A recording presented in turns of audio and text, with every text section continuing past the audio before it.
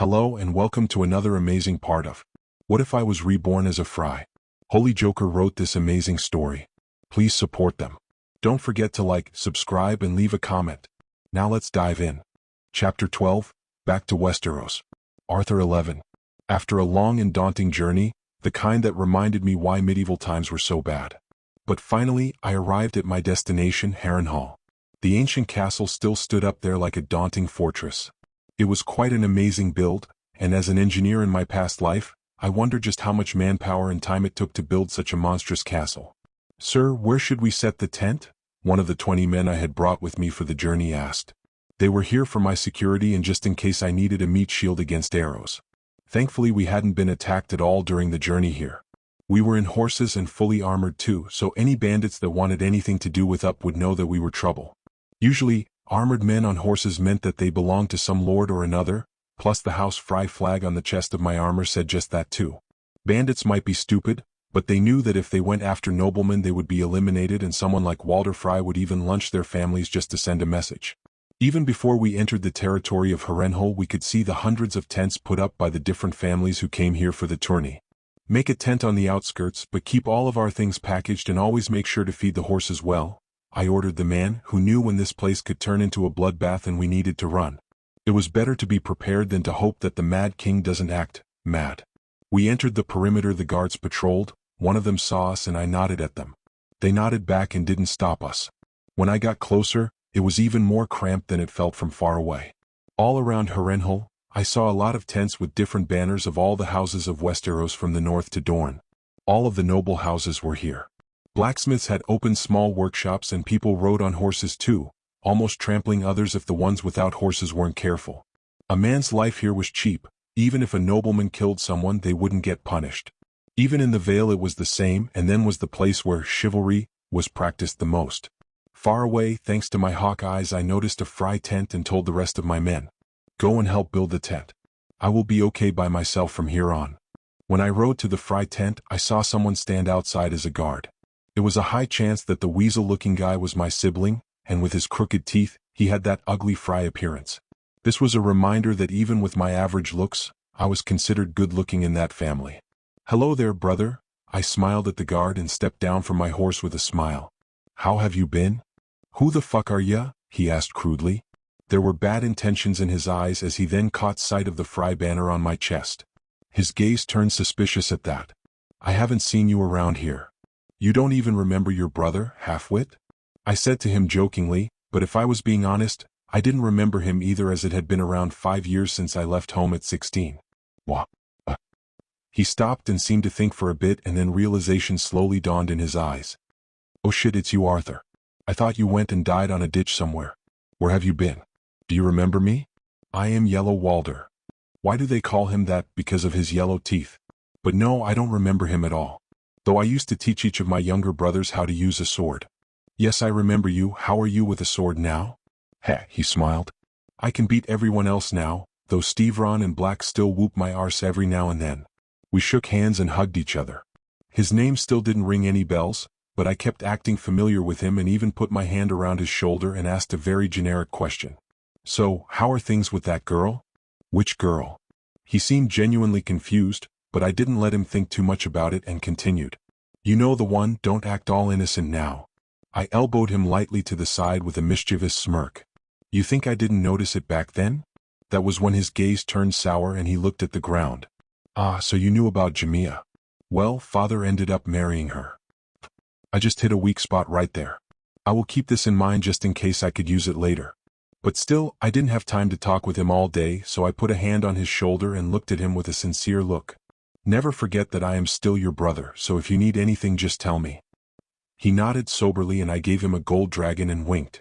I am sure some lonely lady of the night out there could use the company. They don't usually get any during the day. He smiled happily and ran off. "Thanks, brother, I will never forget what you have done for me today." I only waved at him and didn't mention anything about how he just abandoned his guard duty and how father would punish him for this later. Opening the tent flap, I saw my father, Walter Frey, sitting on a high wooden chair. There were young men in their 20s talking to him and many among them I didn't recognize. Though, probably most of, if not all of them were my siblings. At first, they turned towards the newcomer and saw who entered the room. None of the people recognized me at first. After all, the slightly long hair didn't do me any favors. Back then I always had short hair and was smaller. Walter looked at me intently, more so than the others, and squinted his eyes. There was a trace of recognition in my father's eyes, and he smirked amusingly. It seemed like he had figured out who I was. But the same couldn't be said about my siblings, who even after seeing the banner on my chest piece, didn't diminish their suspicions. Sir, one of my siblings stepped forward and pulled out his sword. We can see that you are a frey banner man, so you must present yourself in front of Lord Walder Frey. I looked at the idiot who talked, and he had the same weasel-like appearance that most of the Freys had. Who pulled a sword out so casually, weapons made people nervous, and pulling one out without the intention to use it could end up with your throat slit. To prove that, I pulled out a pouch of coins the size of my head and threw it on the ground before the guy could react. Gold coins spilled out on the ground, taking everyone's attention. Except for Walder Frey, my father, and the man who will probably die after eating his son's flesh ground it into a pie. Last I heard you went to Westros, said Walder, taking a glance at the stack of coins too. He couldn't help himself. Did you make some money there too? Oh, your own Sellsword company? Well, he was horribly wrong on that. But I won't ramble on uselessly here to try and change his mind. Only fools bragged about their accomplishments out loud. Like saying that you won the lottery, that's asking for disaster to happen to you. Yeah, something like that, I agreed with him, content with his assumption. Walder Frey didn't have a spy network, he wouldn't know of what I did. Rumors also weren't trustworthy. Because going by rumors, Joffrey was a wise and gentle kind. With that said, I walked towards my father and sat in front of him while my siblings stared at the small fortune that I had thrown in the ground. So, how are things going nowadays? I asked Walder with a trace of a smile on my face. Did you get a new wife? Keek keek, Walder cackled. He didn't even bother answering me and asked questions again. So you finally decided to show your face? Where the hell have you been all this time? Oh, you know, here and there, nowhere too important, I said vaguely, deciding to not mention the small case of Monopoly I was making on the other side of the sea. I heard a big tourney was coming up, and you know me, that was a temptation that was impossible to resist. After that, my lies flew out like water, building a background and adventures that I hadn't been to at all. Entering into a death competition in Westros was different from the tourneys here. I wasn't stupid enough to risk my life out there. Fighting for your life wasn't a smart way to earn money. It might seem like you would get a big sum of money initially. But that would be a waste of my time. The real money came from the monopoly I had built. Something that was unfamiliar in this world, and there were no rules against it. My ships were all positioned into strategic locations. Essentially it was a chokehold into the trade. And when one had a monopoly, they could price their goods whatever they wanted and people would buy. What? Because there was no other place to get them and no one else would be able to provide such products. Well, they could, but they might find themselves dead like many others who had crossed me have ended up. Also, I was mostly dealing with medicine, spices, and other everyday things that were essential to life. I got the idea from the college debt in America, so I tried to monopolize something essential. Just like how colleges raise their tuition, I could continue raising my price as much as I wanted. What? Because things like medicine and education were something essential that people would pay any amount to get. At least medicine in this time, as now education wasn't something they cared about. After some time talking with Walder, he in the end just cackled and said, "Well, you have made some money for yourself, so that's good. Also, welcome back, son." I only smiled contentedly. Who would need the welcome of a father like him? If it had been profitable, he would have been the first guy to be killed by me here. He was a shitty father all around. I knew what he did with some of his daughters behind the scenes. Now, this was the medieval world, so no one cared. And I wasn't any different. I wouldn't fight with Walder for something that didn't affect me. After that, we talked some more. It was mostly just Walder Frey who kept throwing shots at me and trying to play some power plays. But I just acted dumb like I didn't understand them. Playing dumb can turn a power play on its head. When someone has to explain exactly how they are threatening you, it becomes either laughable or plain evil, both of which are more easily resisted. Anyway, Walder didn't go into the evil way on how I got so much coin on me. That was what I wanted them to concentrate on, the coin and nothing more. With that done, I got up and he asked me, "Where are you going?" "To register for the tourney," I said, and walked out of the tent, waving at my siblings. Some eavesdropped back, some didn't. Maybe I should get rid of them all and get myself the twins. I had the means to do that now. No, that would be too suspicious and invite needless trouble. Especially during the war, if Walder picked the wrong side, he would be done. Also, escape from this place was virtually impossible in case the enemy was close.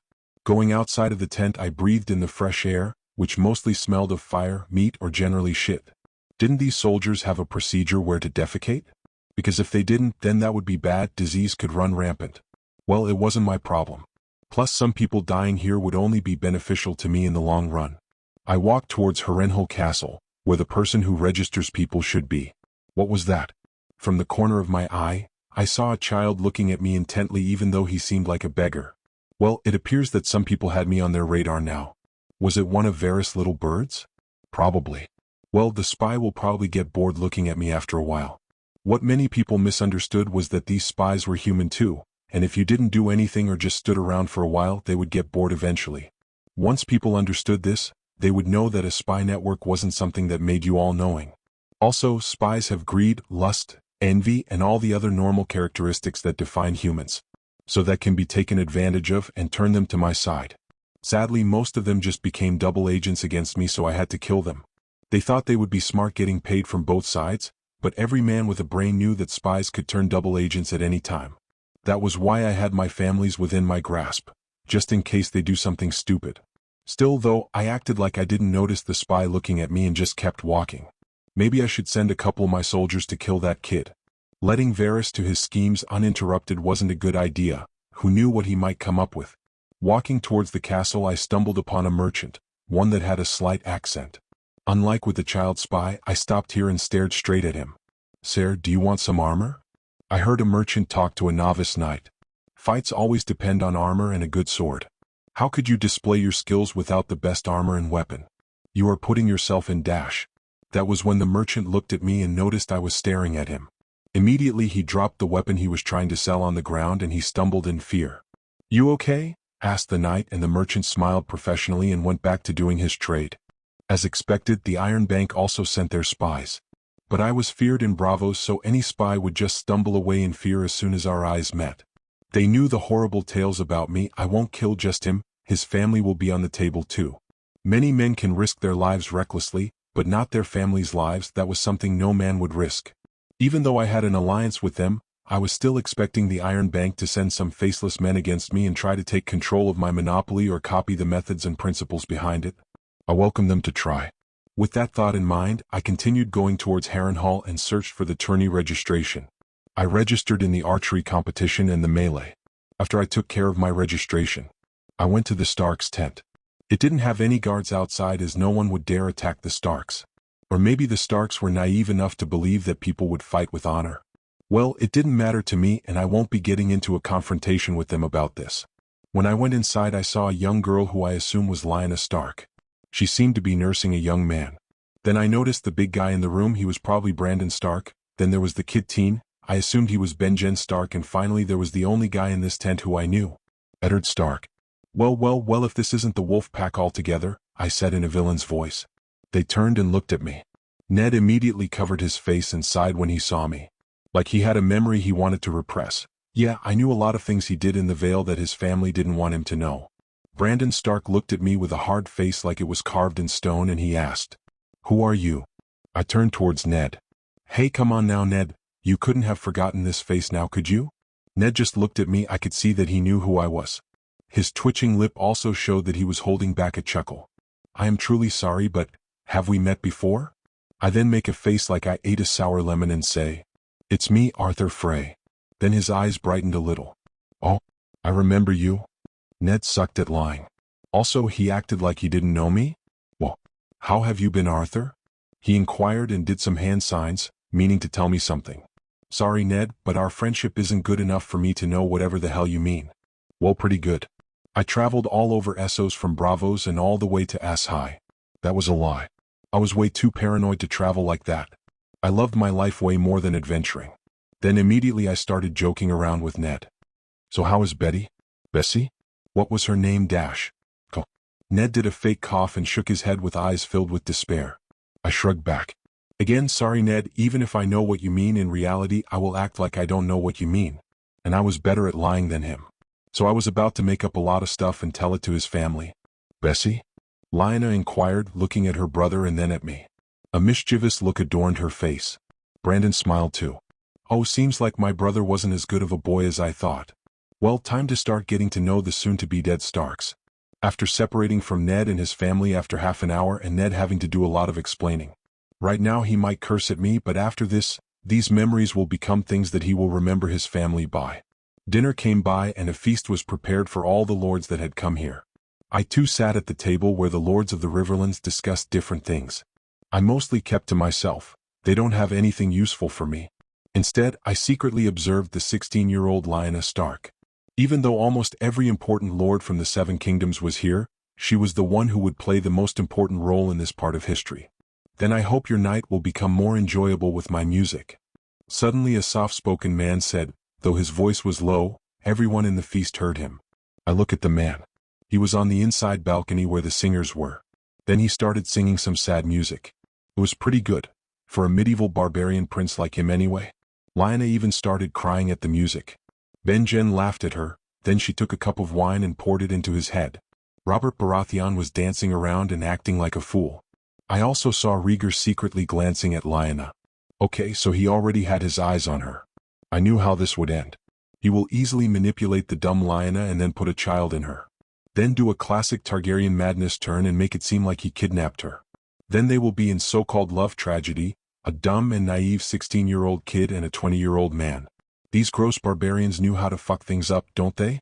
I mean, in their unintelligent minds, how did they think their so-called love was going to end?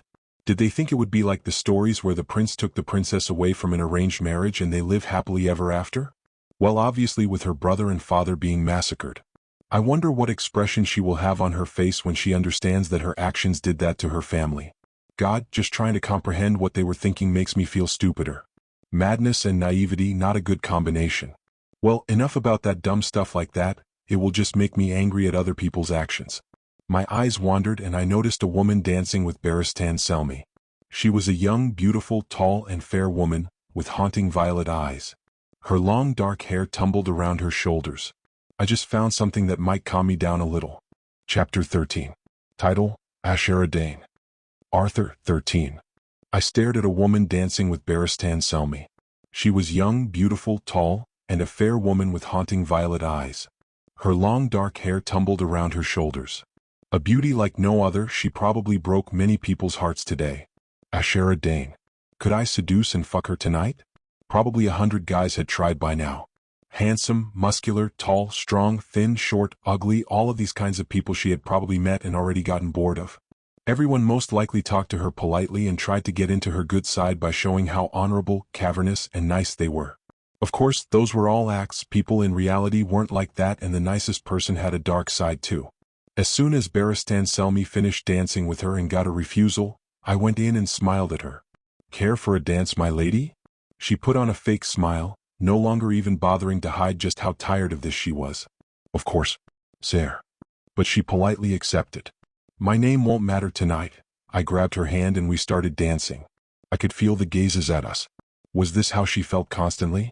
No wonder she is tired and bored of these people.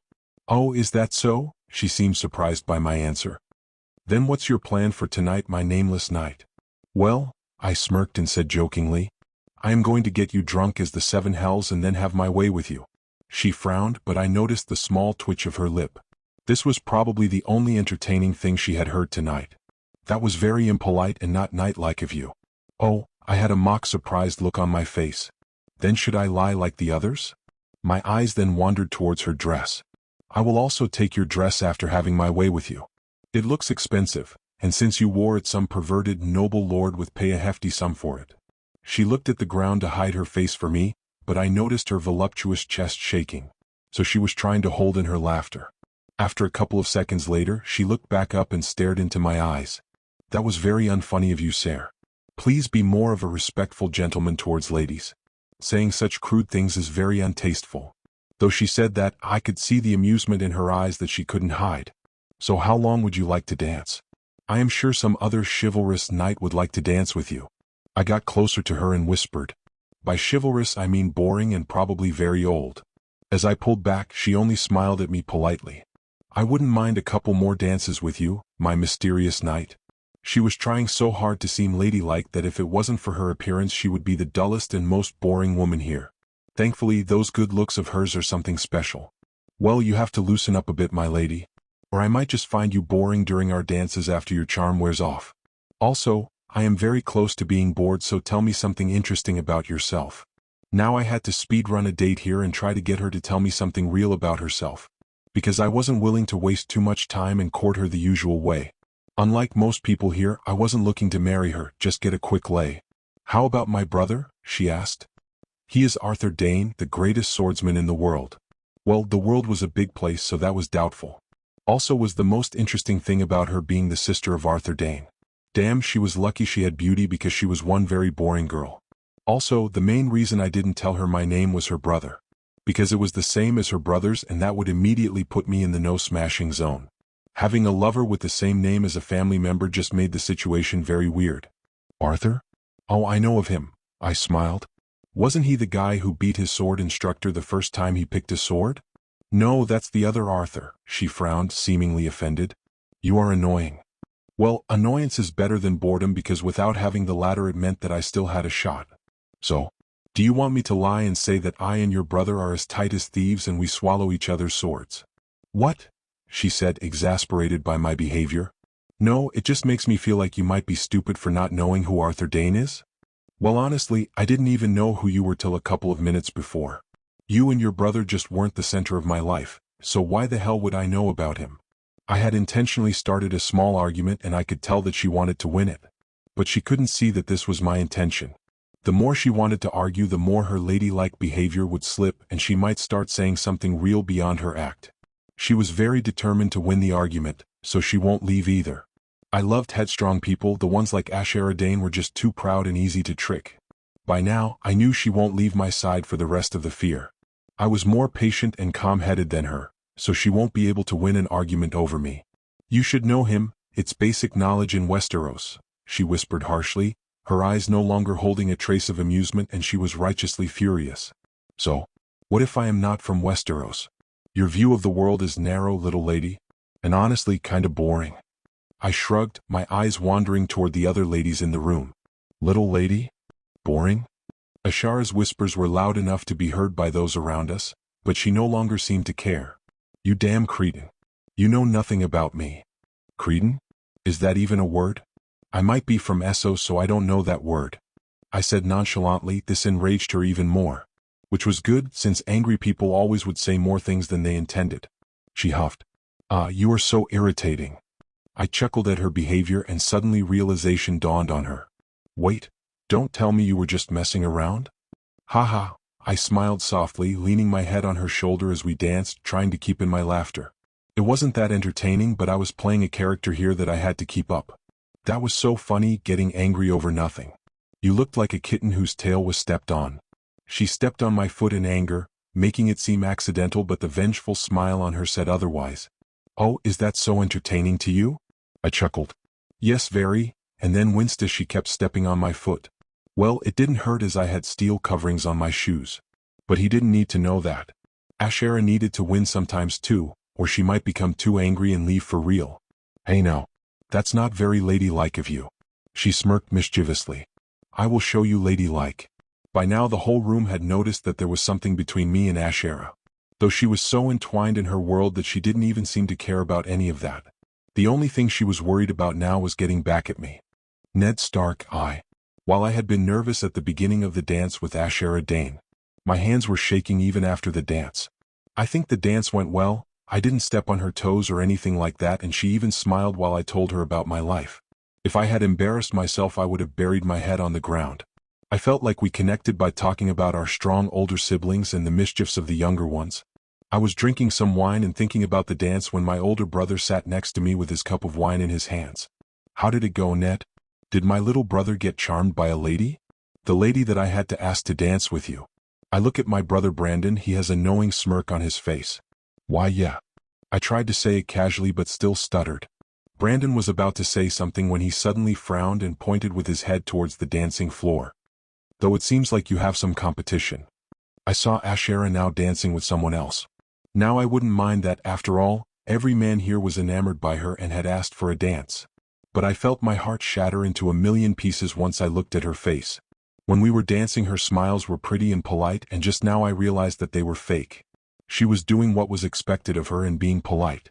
Because now Ashara was genuinely laughing and putting her head on her current dance partner's shoulder just to hide her laughter. I felt like an outsider just looking at them.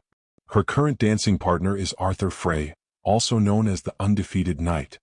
They say that he was never defeated ever since he picked up a sword.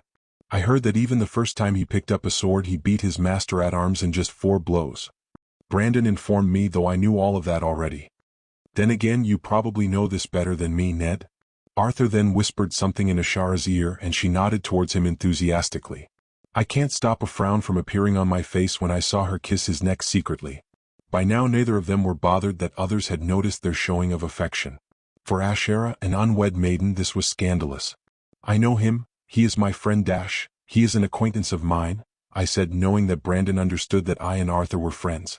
Our talk in the Stark tent had shown that he knew a lot about me and we seemed like friends. My brother sighed as he looked at my face. I must have shown a pathetic look because he seemed to try and cheer me up. Here, get some wine in your belly and you will feel better. I also have fallen in love 100 times and by the next day after fucking them, well, you know how the story goes. This is different. I yelled at my brother without even meaning to. It's just that my heart feels clouded and confused. I didn't know what to do. Big words for a small puppy, the prissy southern lords sure taught you some fancy words. Brandon wasn't having any of it either and put a bottle of wine in my hand. Get a little drunk first, then we will talk again later. Then immediately I had to stop myself from getting up in anger. That was when I saw Arthur and Ashara sneak out of the party, holding each other's hands with smiles on their faces. Arthur, 14. I grabbed Ashara by the hand and we tried to stealthily go outside. But taking a girl like Ashara away is bound to be noticed. But the other lords were in no place to intervene, so they didn't. Seeing the looks people were sending us, I jokingly whispered to her. Come on now, my lady, we get away from here. I will take you to a tower to protect you from all the evil lords. She just smiled at me. Damn, she even has perfect white teeth. Asterisk giggle asterisk. Well, maybe you are the evil knight who kidnaps me. While smiling at her, I put my hand over her shoulders and slightly groped her left breast while we strode towards one of the empty towers. Well then, if I am the evil knight, then you must be the princess who falls in love with me. Ashara chuckled but didn't say anything. She couldn't help herself. This was probably the first and last time in her life she would ever get so close to an adventure. As we were climbing the stairs of the tower, she suddenly stopped and looked at me. I saw her blue eyes now had uncertainty in them. Should we? It's your choice, we only live once, I reassured her, but it wasn't a reassurance. Because saying that we only live once would make her anxious to try new things. In my last life, this would be called socially pressuring someone into doing something. Try drugs because you only live once. Do you want to die without ever knowing what being high feels like? The number of times I had heard something like that push even the nicest and naive people over the edge. I was 90% sure Ashara wouldn't refuse this. After all, she only lives once. Does she want to die as just being the wife of some old lord that only cares about her appearance? Or would she live her life a little before that? She kept looking at me and we leaned closer to each other and our lips touched. Maybe I want to live, Ashara whispered. With someone like you. Yeah. Sorry lady, but you are the kind of girl that gets pumped and dumped. There was no way I would want to be with a naive woman like you. We have only known each other for less than an hour. Also, your family isn't powerful enough to offer, so there would be no benefits. One shouldn't mix business with pleasure. Also, I had a lot of secrets that she would not like. For example, I already had kids of my own. What Ashura and I had was puppy love, which seemed too good to be true. And it was because after tonight I don't think we will ever see each other anymore. But those things should be forgotten for tonight, and I wasn't going to refute her words and ruin the mood. Instead, I took the initiative and started using some tongues in our session. After a little kissing, we separated and gazed into each other's eyes. The love and lust in her were clear as day. But Ashara seemed unsure of what to do next. She was uncertain how situations like this could develop. So I just took the lead and kissed her once more. When we separated this time for some breath, I took her hand and led the naive lady to the top of the tower. Through it all, Ashara was quiet and just stared at me with a smile on her face. Even when we arrived at the top, she just leaned on the edge of the tower and grinned at me. What's wrong? I asked her. She just looks unsure at something. But in the end, she just shook her head and leaned forward, kissing me aggressively. It was the first time she took charge tonight and I welcomed it. Her hand even slipped towards a bulge in my pants. Sex scene. I was mere inches from an incredibly beautiful woman, and it wasn't strange that I had been hard already. The glint in Ashara's eyes even showed that she was pleased. I couldn't help it as my heart was pounding pretty hard as her fingers delicately slid along my cheek. We separated our kiss and her lips were close enough that I could feel her breath. I like this aggressive side of you. Taking your life in your own hands. She was manipulated into her current decisions, but she didn't know that. Her lips curl up in a lopsided grin. That's true, she says, fingertips sliding along my lips. The movement was intimate, unique, and she seems to like my response. Her smile only grew broader. We should have some real fun together. I smiled at her. Now she started acting however she wanted. She was high on her freedom right now. Well, how do you want to play this? I asked her, already knowing her answer. She lets out a soft laugh at that, her finger trailing down my chest towards my groin, quietly popping the button as she stares me in the eye, pulling out my shaft in a slow, teasing movement. I put my hands on her shoulder and started undressing her. She was hot, a beautiful face framed by wavy, dark hair, and an incredible physique, lithe and flexible. Her haunting purple eyes only added to her charm. I took off a cloth that acted as her bra and tore her panties aside. I was interrupted from admiring her body as she started to caress my shaft, and I let out a soft groan in response. She smiled, or rather her existing smile grew even broader, showing her ivory white teeth. This is nice, she said as she strokes and caresses my length, putting it between her thighs but not quite in yet. Her tongue runs across my upper lip, and she fishes it out in short order, my hard cock pointing straight at her. The expression she wore as she looked at my shaft appeared was absolutely sexy. Her eyes widened in surprise, her eyebrows going up, and then she curled her lips back into a confident smile. Very nice, she said as she started to stroke it faster. I grab her in a quick motion and pull her down to the ground with me. I was laying in the back and she was sitting on top of me. Her body glistered due to the moon. The beauty radiated even more by her smile as her chest moved up and down as she breathed heavier, swallowing as she shifts her weight, teasing my cockhead against her sex. I can feel her warmth against me, soft lips caressing my tip, and my fingers ball up into fists on either side of me. She smiled confidently, her uncertainty all gone now. Then she begins her descent. Soft inner walls caress every inch of my cockhead, her wetness caressing and coating my dick as she slides down my length. She twisted her hips, left and right, undulating her body with perfect form, a smile on her lips as I groaned in response to the feeling, my hips bucking up towards her, several inches getting swallowed in a moment. She doesn't complain, just letting out a soft breath herself. Even though I could tell by the look on her face that this wasn't easy on her. Ashara's hands reached for my chest, pressing against my stomach and slowly sliding up my shirt. You look good, she breathes out, licking her lips, clearly enticed by my bare chest. She groaned as she took me fully to the base, her head casting back, a soft throaty noise escaping her throat. My hand slowly slid up her thigh while the other groped her hanging breasts. Her body was surprisingly tense as she gently started to move up my cock again. Before my fingers arrived at her clit, teasing and brushing at it. She moaned gently at that, her eyes fluttering as she looked at me. You like that? I asked her sensually as she got down and stared me in the eye. I do, she practically purred, her movements continuing on my cock, projecting easy confidence as she slid up and down. The movements were a slow curling one that twisted my cock around inside her. Her hands continued to run along my chest, her breasts bouncing in a strangely eye-catching way. They're not the biggest pair certainly, but they're quite a bit more impressive than most of the ones I had seen, and the first to belong to a woman bouncing on my dick. I got my other hand away from her clit and grabbed both of her breasts. I could feel it, the softness just the right size to cup my hand around. She smiled down at me, enjoying my touch, my expression, or at the very least something I was doing, and she started to move faster on my cock. Do that again with your thumb, she whispers down at me, and it took a moment for me to realize her meaning, shifting my hand on her groin so my fingers teased at her taut stomach and my thumb could play with her clit. I lose all track of time, distracted by the movements of the beautiful woman in my lap. She squeezed her insides around my dick intermittently, adding a unique flavor to impassioned pumping, and eventually she leaned down over me, meeting me in a kiss. Her pace has long since passed sensual, and moved on to manic, as she slobbered and drools into my mouth. With one hand, I reach for her ass, squeezing the supple thing, enjoying the way it hardly reacted at all, and that provokes a soft hum of approval from her. So I started to run my hand all along her back, fingertips brushing slowly up her spine as she kept pumping her cunt up and down, slurping and sucking and drooling into my mouth. I rub and tease at her clit and she orgasmed before I did. Her sex squeezing and milking at my cock hard as she shuddered and moaned atop me, breasts pressing against my chest. I come too naturally. I may have some experience, but girls like these were always too enticing. I just splattered her insides with one of the thickest loads I had ever let out. She groaned in my mouth as she felt my hot seed fill her insides. I sighed as I found release, collapsing utterly in the aftermath, and she quietly rolled off me, rising to her feet. But she buckled and just laid next to me on the cold floor.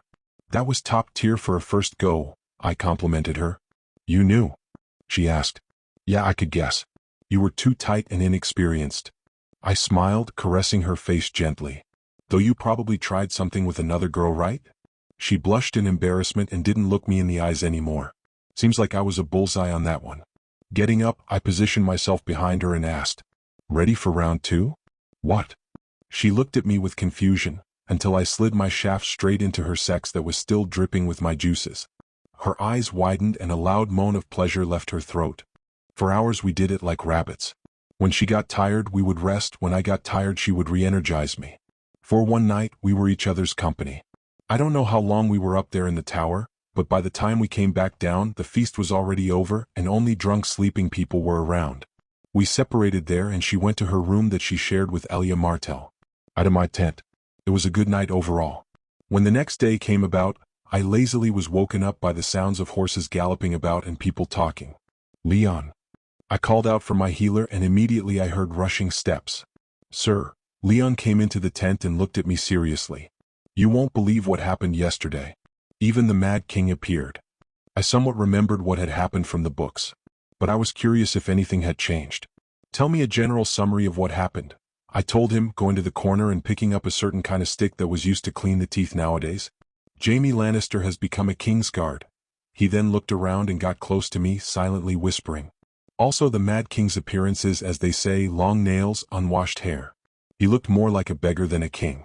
If he didn't have the crown on his head, everyone would assume he had drunkenly stumbled in the feast. Well, I was glad I hadn't been there last night to see such a gross sight. Instead, I was doing something more fun. Also, Lord, the melee event for the tourney will start soon, he reminded me. I nodded and waved him off. It seemed like there wasn't anything that had changed too much. At least the big events hadn't changed that much.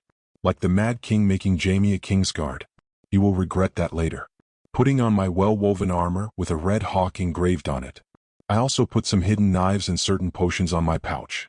I was ready for the melee and set off.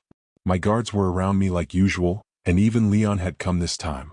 Just in case of an accident, he will always be there to make sure I didn't die due to some infected cut. Once we arrived at the tourney grounds, the guard nodded at me. Arthur Redhawk, you are on the list.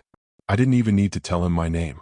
Maybe fucking Ashera Dane brought about a lot more clout than I had initially thought.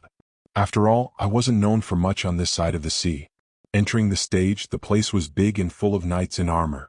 Some wore light armor, some heavy, and there were ones who even wore just plain leather armor. As expected, most were using swords. So there wasn't anything strange about it. But amongst the midst of that, one man stood out. He had silver-colored glittering armor with the Targaryen dragon engraved on his chest plate. The man was looking straight at me. I know who he is. Shit, that Arthur Dane, also known as the best swordsman in the realm. Due to my good eyesight, I could tell that he was frowning. Yeah, there was another fact that he wasn't that well known about. That man was Ashera Dane's brother. The same girl I had fucked all night. I hope he doesn't know what happened between me and Ashera. Or at least believed that his sister was a good girl and wouldn't do something wild. But my hopes were crushed when he noticed me looking back at him, and his frown turned into a look of hatred. Well, he knows what happened yesterday night. This was going to be even harder than I thought. Chapter 14. Melee. Arthur, 15. Arthur glared at me with a hateful look. Now that was unavoidable. If he knew what I and his sister did, then it wouldn't be surprising that he might even go for the kill here since I dishonored his sister. Now, this might seem kind of over the top in a modern world, but here it would bring shame to him if he didn't at least do that much. It would make it seem like someone could just go and fuck his sister and he wouldn't say anything about it. This world was ruled by fear. You wouldn't want anyone to start having any silly ideas. Though there was another big problem in the melee, there were 86 people participating in it. While the stadium was open and big, it didn't mean much because if I stood out as weak, then I might get swarmed. If I stood out as too strong, I might get swarmed too since I would seem as too big of a threat to handle alone. I looked towards my healer. Give me the great sword. Yes, my lord. He obliged and handed it to me. It was a beautiful sword with a red hawk carved at the end of the handle.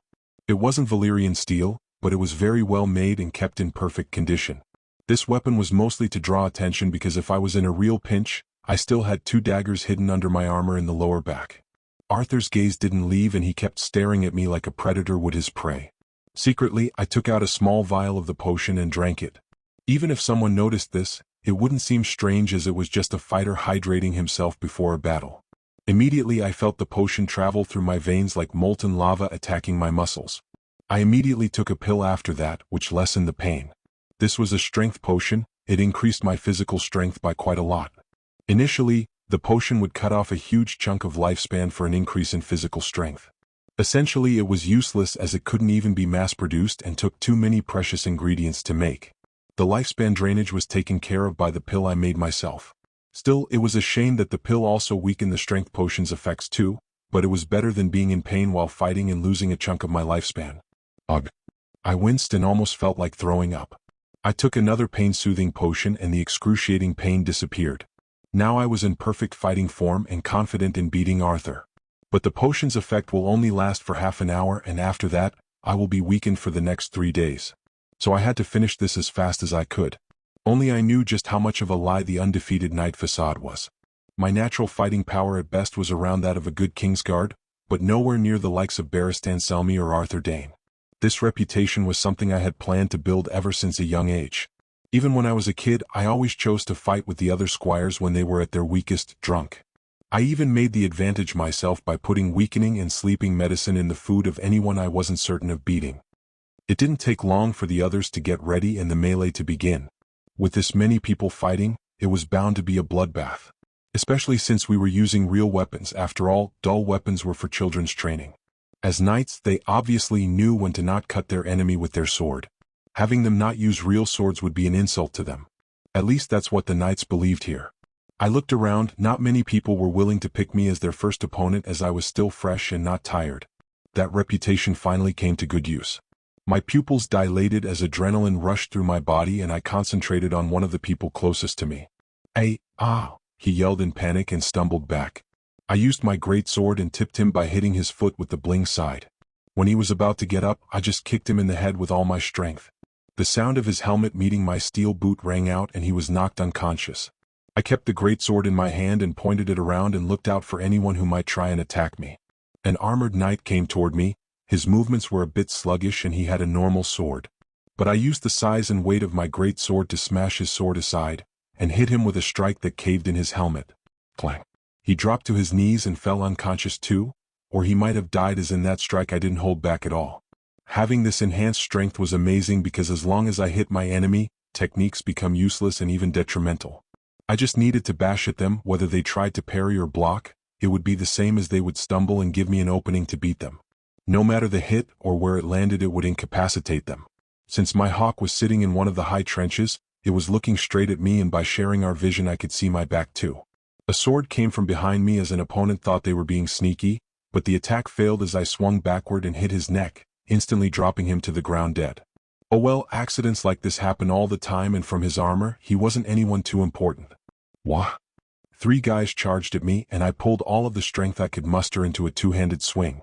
The power behind my attack pushed the men back and knocked down 2 of them. The crowd went wild once they saw that. Whoa! That's the undefeated knight for you. Wait, so the rumors were true then? I charged on the one who was left standing, but an enemy swung at my midsection from behind me. I sucked low, dodged the swing, and punched the attacker in the face with an iron gauntlet.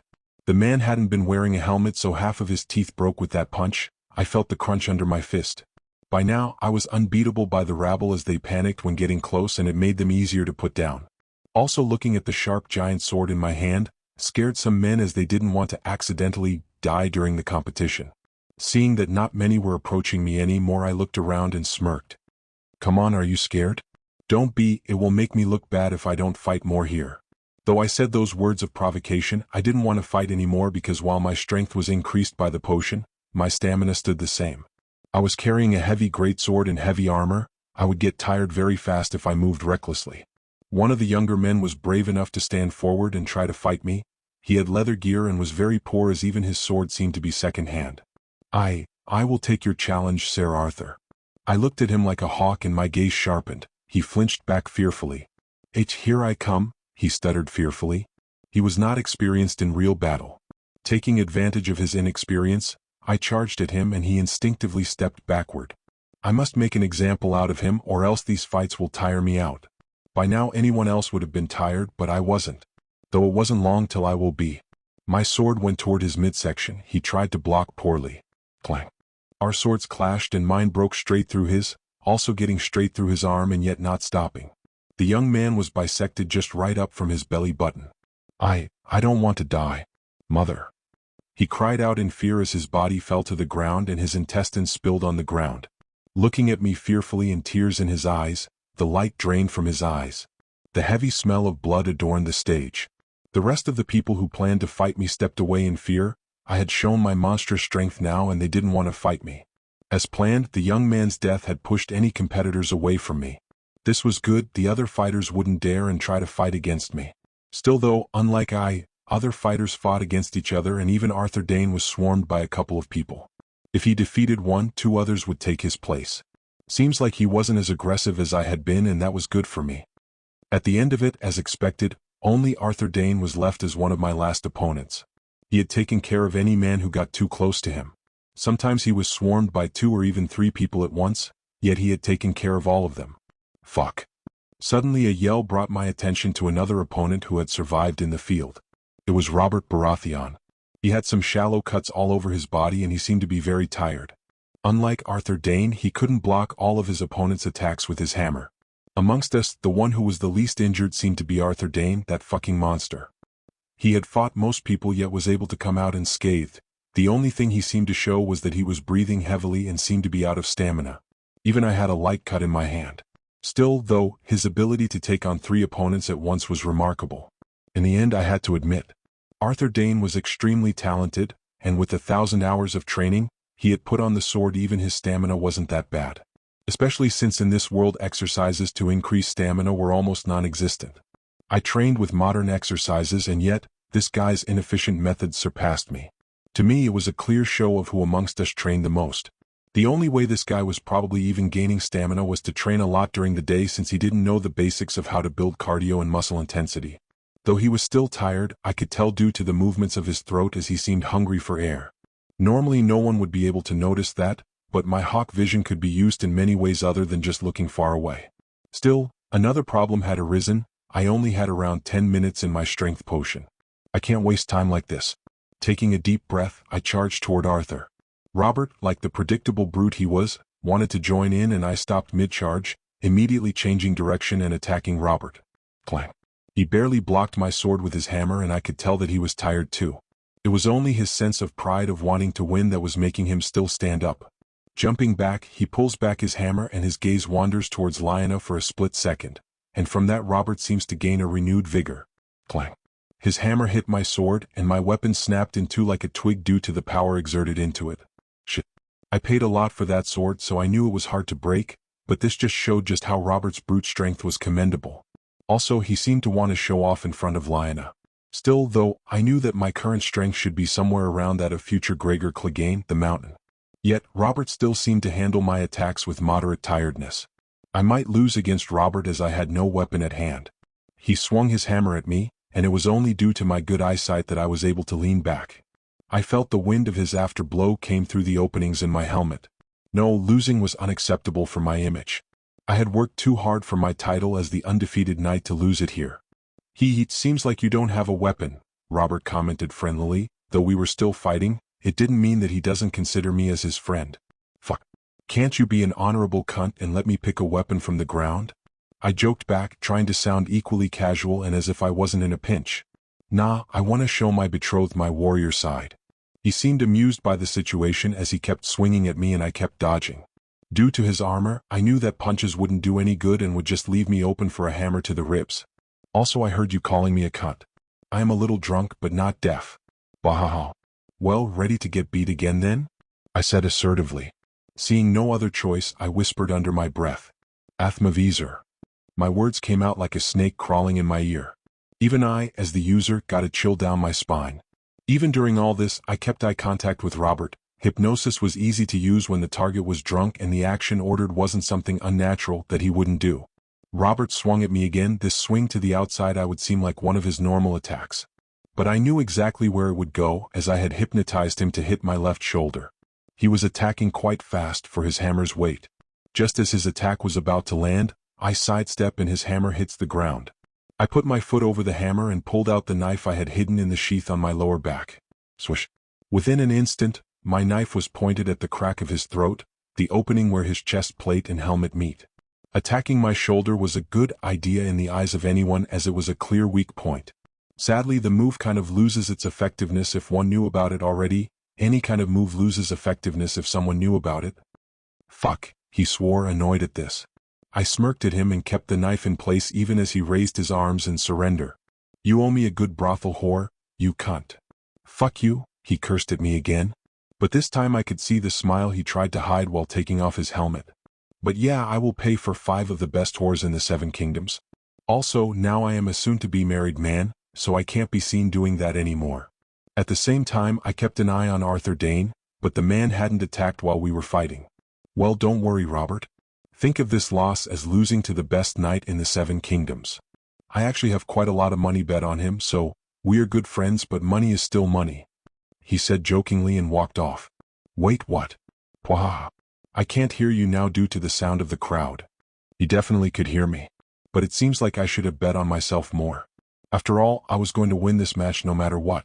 Turning towards Arthur, I clenched the dagger in my hand tightly. The swords in the ground were all poorly made so they might shatter if they clashed with Dawn, the sword of House Dane. Better a reliable dagger than a shitty sword. Ready to fight? I smirked at him, changing the grasp on my knife into a reverse grip. Since Arthur had left the face part of his helmet open, I could drop my dagger as soon as the clash between our weapons happened and then punch him in the face. He only looked at me and then the dagger in my hand.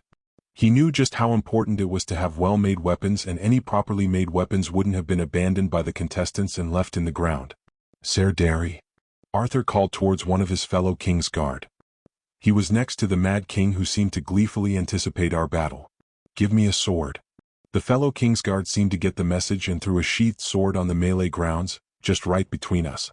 I want to beat you at your best, said Arthur, taking out his dual swords and getting ready for a fair fight. I nodded and went and took the sword, pulling it out of its sheath. It was quite amazing. Probably even better than my initial sword. Where did he even get this? It isn't Valyrian steel, but it was still quite good. The crowd goes into deafening cheers at his honor and sense of fairness. Amazing. As expected of Sir Arthur. Well, he is the most honorable knight in the kingdom. The yells of the people about his honor quilted down until they were but simple whispers. I nodded thankfully and got in a fighting stance. Since I fucked his sister, I didn't think he would still be honorable. Time to fight the best knight in the 7 kingdoms. A/N. In the next chapter of GOT, Reborn as a Frey, who will win? Will it be the honorable and fair Arthur? Or the other Arthur who fged the first Arthur's sister will win? Maybe a whole new situation might develop? Who knows? Oh wait. I do. P.S. If we go by pure skill, Arthur outclasses Arthur. You guess which one. Degree. Chapter 15. Arthur versus Arthur.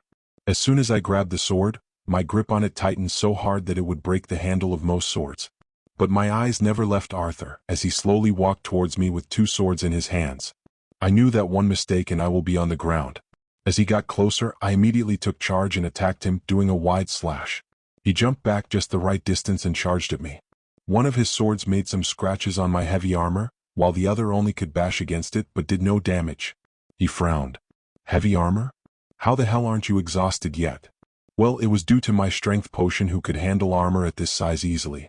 After all, usually the bigger the body, the more strength it has. But also, the market armor would be needed to cover that big body. I had the strength, but my body wasn't bigger. So heavy armor like this felt normal for someone like me. Well, maybe I train harder than you, I added jokingly. That was the logical explanation most would arrive at. I obviously wouldn't tell him about my magic. He didn't say anything and just got closer to me.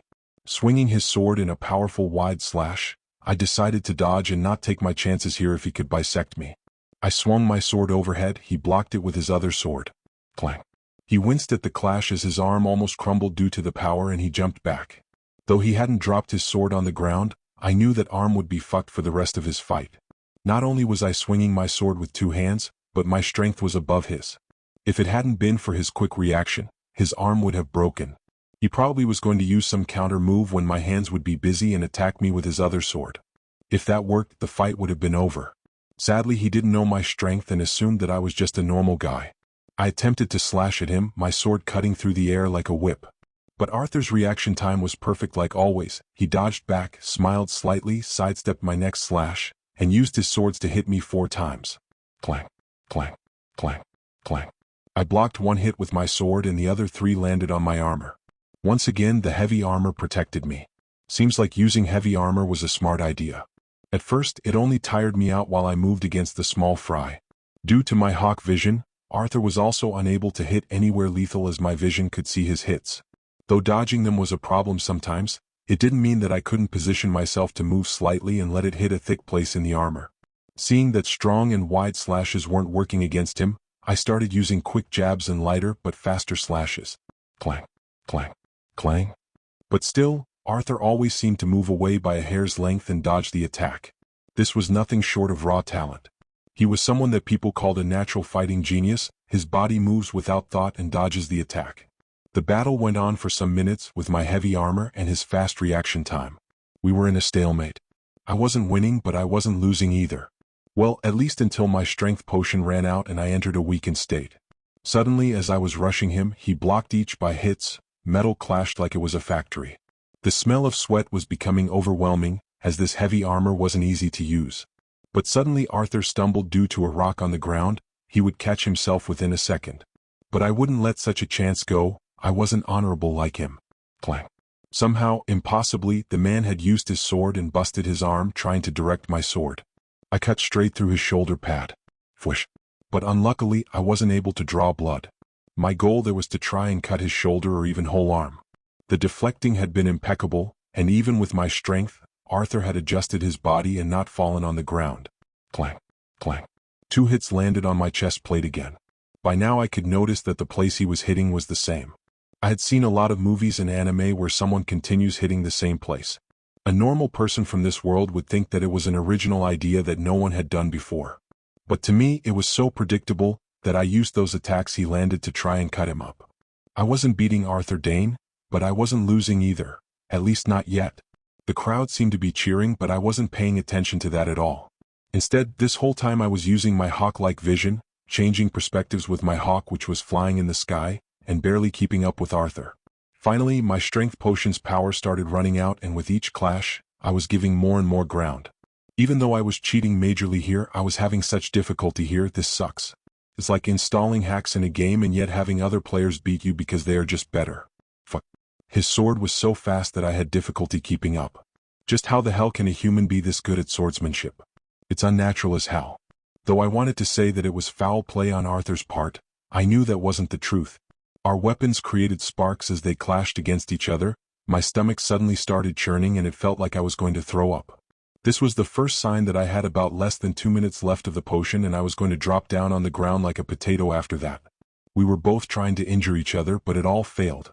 His reaction time was too fast and my heavy armor was blocking all of his hits. Fuck it. I can't hold this any longer. This bastard will beat me if this continues any longer. I already gave the audience a fight to remember. Using magic openly was a big no, even if he had to lose. But small, unnoticeable magic wouldn't be a problem as no one would be able to notice. Running a bit back, just out of Arthur's sword distance, I looked at the ground where he would have to step on and I whispered under my breath, "Moveritaram." The words that came out of my mouth were unnatural and unknown. It felt like I was being crushed by the earth even as I spoke them. Every magic in this world had a price. Once Arthur's feet stepped on the ground as he walked towards me, my heart jumped in elation. I forgot all the pain and almost wanted to scream in joy. But I held myself back and instead, my gaze sharpened to inhumane levels. If I had my helmet off, people would have seen my eyes go from dark to yellow and then dilate to an inhumane level. The ground Arthur stepped on shifted slightly, and as soon as I saw him start tumbling I charged the man. Such a small move had broken his whole sense of balance and given me a chance. To him, it might seem like a coincidence or bad luck. To the code it would seem like he had finally stumbled due to tiredness. But this was all calculated and I swung my sword towards his midsection. If the attack landed it would kill him, but as expected Arthur used his sword to redirect the attack to the side. But that was what I had planned as I dropped my sword and took out my dagger. Arthur tried to use his other hand, but that arm was wrecked due to an injury he suffered earlier and he wasn't fast enough. He shifted his body to jump away from the blade and then he would have a chance to reposition himself. Bomb. I body slammed him on the ground as if I was a wrestler. My heavy armor took the breath out of him and he dropped to the ground, motionless. I immediately had my knife pointed at his throat, but Arthur did not react. Immediately my heart stopped. Did I just kill the sword of the morning? I could see the Mad King looking at me gleefully. That one expression on his face said 1,000 words. I took off my glove and used my fingers to sense the pulse in his neck. Breathing a sigh of relief, I could feel my heart start beating again loudly in my ear and I smiled, taking off my helmet and throwing it in the air. Killing a Kingsguard in front of the Mad King would have been a terrible ending to this event and I would have probably ended with my head on a spike. The chances of escaping the middle of this ring were impossible, as I was surrounded by knights on all sides. People don't care about the rubbish knights, but those of noble families could earn you a debt that will be paid back in blood. I looked at the referee and pointed towards the unconscious Arthur. He is down. Do your job. The man finally came to his senses and smiled widely. The winner is Arthur Frey, the undefeated knight. His voice boomed through like lightning and the crowd cheered loudly. I could barely hear anything, though I noticed Robert throwing ale from his cup and towards me. He tried using the liquid to hit me, but he was failing horribly, though the excited smile never left his face. Then the referee came into the fighting pit together with some maesters to help the downed Arthur, carefully taking off his armor and checking for injuries right on the field. I only smile at them and stab my sword on the ground, leaving it behind for the Kingsguard I got this from to come and pick it up. I bowed towards the king, and surprisingly he seemed in a jovial mood and waved at me. With that, I went back towards my corner and into the fighters' rooms. As soon as I was out of sight, I started taking off my heavy armor as fast as I could, or else this thing would pull me to the ground once my strength potion wore off. After taking off my armor, I sat down and waited for the after effects of my potion to hit me. It felt like my stomach was already churning and burning as if I had drunk lava. Suddenly, I felt bile raise up my throat. Oh! I threw up on the ground strange red and green liquid that slowly sunk in on the floor. A feeling of weakness, nausea hits me like I hadn't slept for days and had no caffeine either. Every muscle in my body had been ripped apart and that would take a while to heal. I was at my weakest right now. So, the things I do for power. After a few minutes, the pain in my body calmed down and I looked at my hand. It was still twitching, but I could now clench it into a fist. I felt like a baby again, barely able to move anything. By leaning on the wall, I was able to get up and I took a deep breath, straightening myself and fixing my disheveled hair. Showing weakness wasn't something I ever planned to do in a cruel world like this, or it will eat me alive as soon as I do so. In the fighting rooms, there was only me, and as I went outside, there were 2 of my soldiers keeping guard and my healer was there waiting for me. I had left them here since I didn't want anyone to see my weak state. Arthur, the undefeated knight. The people around took notice of my presence and cheered. It seemed like the stories about me had already started spreading. I wonder what kind of legendary figure I will be made into 100 years from now. Of course, with the normal people, the lords came in too, and they were even more annoying since I couldn't refuse their kind gestures. Lord Arthur, have you met my daughter? They say she is famous in the Riverlands. Famous for what? Sucking dick? I never even heard of her. But I could already guess what kind of boring girl she would be. Plus she probably was nowhere near Ashera Dane either. But of course, while vile thoughts crossed my mind, on the outside I was all polite smiles. Oh Lord Shawnee, it's a pleasure meeting you here. His face brightened once he heard me, seemingly surprised that I even knew of him and his small house. Well, I had a spy network for a reason, and remembering things like this was a basic need in this world. I spent over an hour greeting lords of minor houses. They introduced their daughters and some had even brought them along. I only smiled. Fucking Ashera Dane was different from messing around with some lord's daughter. Well, technically Ashera was a lord's daughter too, but there was no indication of her using our time together to try and honey trap me into marriage. As a man from modern times, I knew a honey trap when I saw one. Just like many things, people in the future were better at honey trapping too, and honestly these girls that were being offered were amateurish at best. I just smiled and waved through the conversations with ease, leaving room for negotiations and not closing anything, while at the same time letting the lords dispute amongst themselves. I was the prize here after all. It was such a shame. I truly wasn't made for fighting. Cheating people like this with words was way easier for me. When I finally arrived at my tent, I was left alone and finally relaxed my already overly abused body. The tent was like a small house and I had everything that I would need here. My lord, yelled out my healer as he interrupted me. 2 guards were also with him. I see now. Arthur looked at his guards and healer like always, with a nonchalant look and unguarded demeanor. What is the problem? Hopefully it's something good. His words were softly spoken, but there was an undertoning threat there. But the men didn't seem bothered by it and they smiled. We got some news of the Iron Bank starting to act up, said the healer with a happy smile on his face, expecting some kind of reward. I see, said Arthur in a calm but hurried voice. He had a frown on his face and seemed to be in deep thought. He then took a long cloak from the clothing compartment on his tent and put it on. He walked past his guards hurriedly and rushing towards the exit of the tent. Suddenly he stopped and turned around, opened his mouth to say something, but before even a word could come out, whoosh! A dagger was stabbed straight into his heart. The assailant was the healer. Arthur's eyes widened in shock and he looked down, flowing out of him like hot life liquid. Whoosh! Whoosh! But it wasn't over though, as the 2 guards also stabbed him, one in the eye, having the dagger come out of the other side of the skill, while the second guard went for a more brutal attack and stabbed him in the groin area. Chapter 16. Playing with the Shadows. Blood dripped out of Arthur's body, pooling down on the ground. He coughed out blood and blood also came out of his nose. The 3 men took out their knives at the same time with clear glamour, showing that they were professionals. They didn't make any silly movements or anything too flashy. A simple kill that went for a man's weak spots, heart, balls, and brain. They silently started cleaning their blades. No words were exchanged between the guards and the healer. Then they got ready to clear the body, and the first one to go forward was the healer. But as soon as he touched Arthur, the body on the ground started to disappear into specks of red light, like the crimson webs of a spider. What? Asked the healer with calm confusion. But the surroundings around them shifted and changed, and the next thing they knew they were all tied up. Arthur 16. I stared down at the tied-up people in front of me. Using a weak hypnosis spell worked on most humans, and even would be able to put 1 to 5 people to sleep depending on the potency. Though it was a weak class spell, it was very useful. Its drawback was that it could be resisted for some time and victims of the spell could also grow resistant to it after some time. So it had quite some drawbacks, but as long as it was used smartly, then its effectiveness was undeniable. But I had started using this spell as soon as they had come into my tent. I had already noticed before that they were enemies. If I had fought them head-on, I would lose. Even with magic, 3 professional assassins are deadly in close combat, especially since I was severely weakened. Sighing, I walked towards my dead subordinates, and started unclothing them. I completely stripped them naked and even checked if they had any weapons hidden in their mouths or any other place normal people wouldn't check. After doing that, I take out 3 vials from my pouch. Magic had many uses in this world and this was one of them. The Drought of Living Death had another name in a High Valyrian language and it had a different meaning too. But by now I had learned quite a lot of strange potions names and changed their names into something simpler in my mind. Something that would help me remember their functions.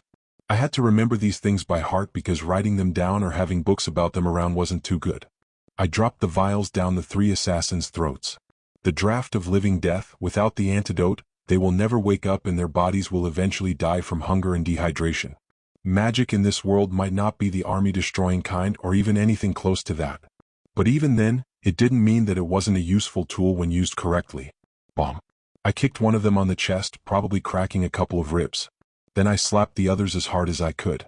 This was done in an attempt to try and see if serum worked.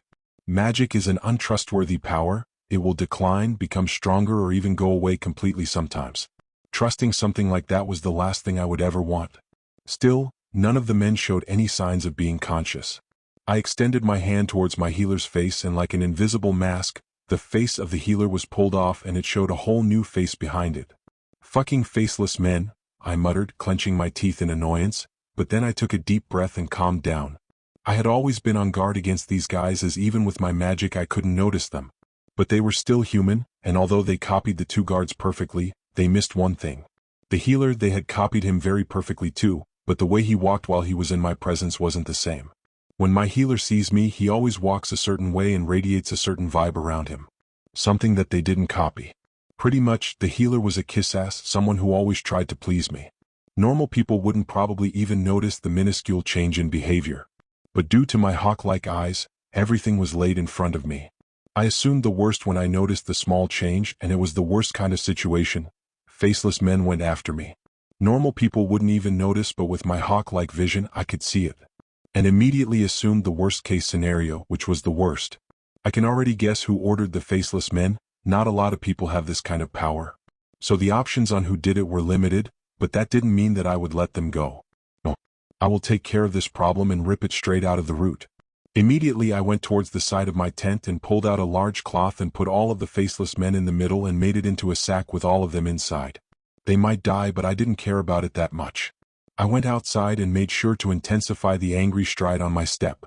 Guards? I called out, and immediately some people around looked at me curiously. But my guards immediately came towards me. Notify all of my men that we will be returning to Westros. They didn't question anything and just nodded. I then went back inside my tent and took out a quill and started writing a letter. My eyes suddenly flashed and my hawk showed another one of my men moving suspiciously. Oh, I know that guy. He was the spy sent from my friends, if I'm not mistaken. After I finished writing the paper, my red hawk came into my tent and I tried a letter to its leg. It knew what to do. I was returning to Bravos and there was a lot of work to be done there. As the hawk flew off, I smiled a little regretfully since now my eyes in the sky would be gone. But this was necessary as its wings flapped and it flew up high in the sky without anyone noticing anything. As I saw this, I couldn't help but rethink some of my plans to stay in Westeros any longer. It seemed like watching the mad Prince Rhaegar Targaryen sealing his fate by doing something dumb wasn't something I would be able to witness. After around 5 hours I had everything ready and went towards the Ravenry of Harrenhal. There was another job that had to be done here. As I entered, I saw one of my soldiers, the only one who hadn't gathered yet and was supposed to be in the shitter. Good excuse, I will give him that, since no one would question it due to the gross details. I stalked him like a cat and my steps were silent, and just as he was about to tie a letter into a raven's leg, whoosh, I stabbed him on the back of his neck. The tip of my knife came out of the front of his jugular. He tried struggling, but it was for naught as strength was drained out of him and his body lost all signs of life. I grabbed the letter from his hand and smiled. As expected, it was a notice sent to. Suddenly I felt something strange and looked around. Someone else was in here with me? Fuck. The ravens were startled on the corner. Someone was there and I knew how birds behaved in these situations. I quickly copied the handwriting from the letter and changed the message, and with one look into the raven's eyes, I subtly hypnotized the creature and sent off the note. Looking around, I pulled out my sword and looked around cautiously. Come out, I know you are there, I called out toward the pillar, and a figure slowly came out. Chapter 17, Grand Manipulation. Arthur, 17. The person in hiding came out and I was surprised about who it was. Robert Baratheon. Immediately I started calculating the risks of killing him. This sucks. If it had been anyone else I would have killed them too and cleaned up this mess. Now, this just became way more troublesome than intended. If my hawk had been here, then such a problem wouldn't have arisen, as he would have noticed Robert and notified me. But there was no use crying over spilled milk and I had to think of something new on the spot. Right now, even if I wanted to kill him I wouldn't be able to do so. Because he had his hammer in hand, and while he didn't seem to be on guard against me, I was severely weakened due to the aftereffects of the strength potion, and even with the help of magic right now there was a good chance that the one dying would be me. This would develop into a mess that I won't be able to clean up. Instead of taking a violent approach, I sighed in exhaustion. Then with a sad smile on my face I said to him, you know, when I went to Essos I had it good in the beginning. Fighting, fucking and all that. Then these little snakes start coming around and spying on me. He didn't say anything but just smiled at me. Hey, maybe I should come there and help you. No, you will have a war to fight here. Though I thought that, I didn't say anything about it. I contemplated using magic but once again decided against it. Though the magic I had been using today was of the weak kind that mostly just consumed stamina, if I continued using it then it would start taking away my lifespan. Or as it was known in this world as life fire, that was the term most mages used. I was not ready to sacrifice that. I wouldn't put this body that I had worked so hard to build. Plus the reputation wasn't copyable either. Unless it was a last resort, I would never use magic too much as it will start delving into dangerous territory. But also, I was worried about another thing. Would my resurrection spell even work?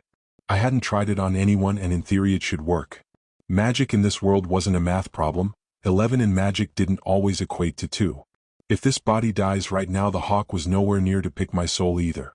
Though it would turn immediately once it felt that I had died, would my soul be preserved? Would I lose my memories? Maybe the hawk will be shot by some hunter while it was carrying my soul. Nothing in this world was ever guaranteed, less so something as wild as magic. Even if this succeeded and I took over one of my children's bodies, then due to people no longer being afraid of me they might hunt down my family to take my riches. Robert also has his uses.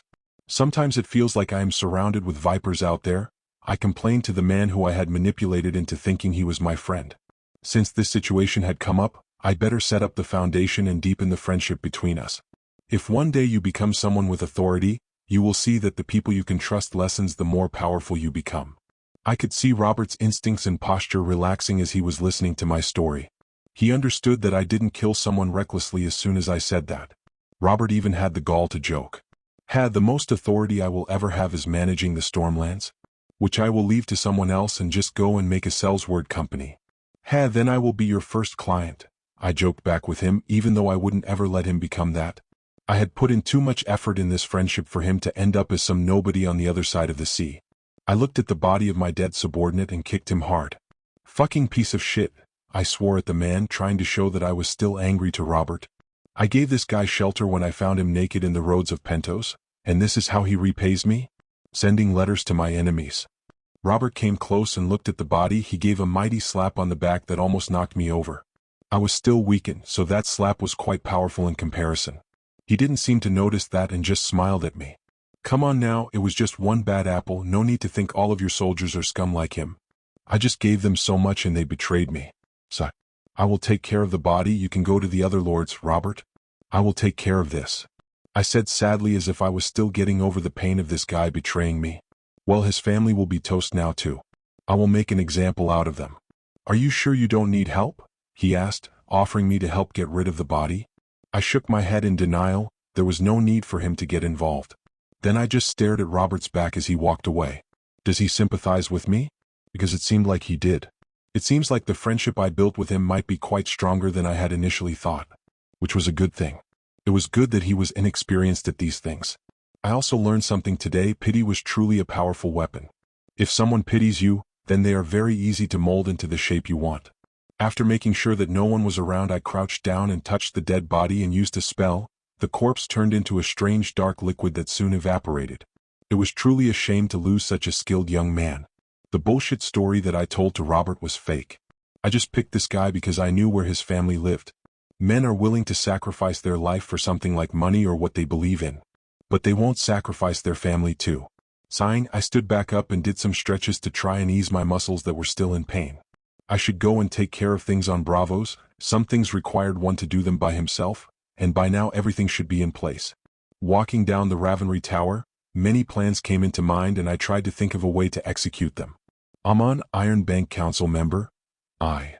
Some people were born lucky and some were lucky to be born.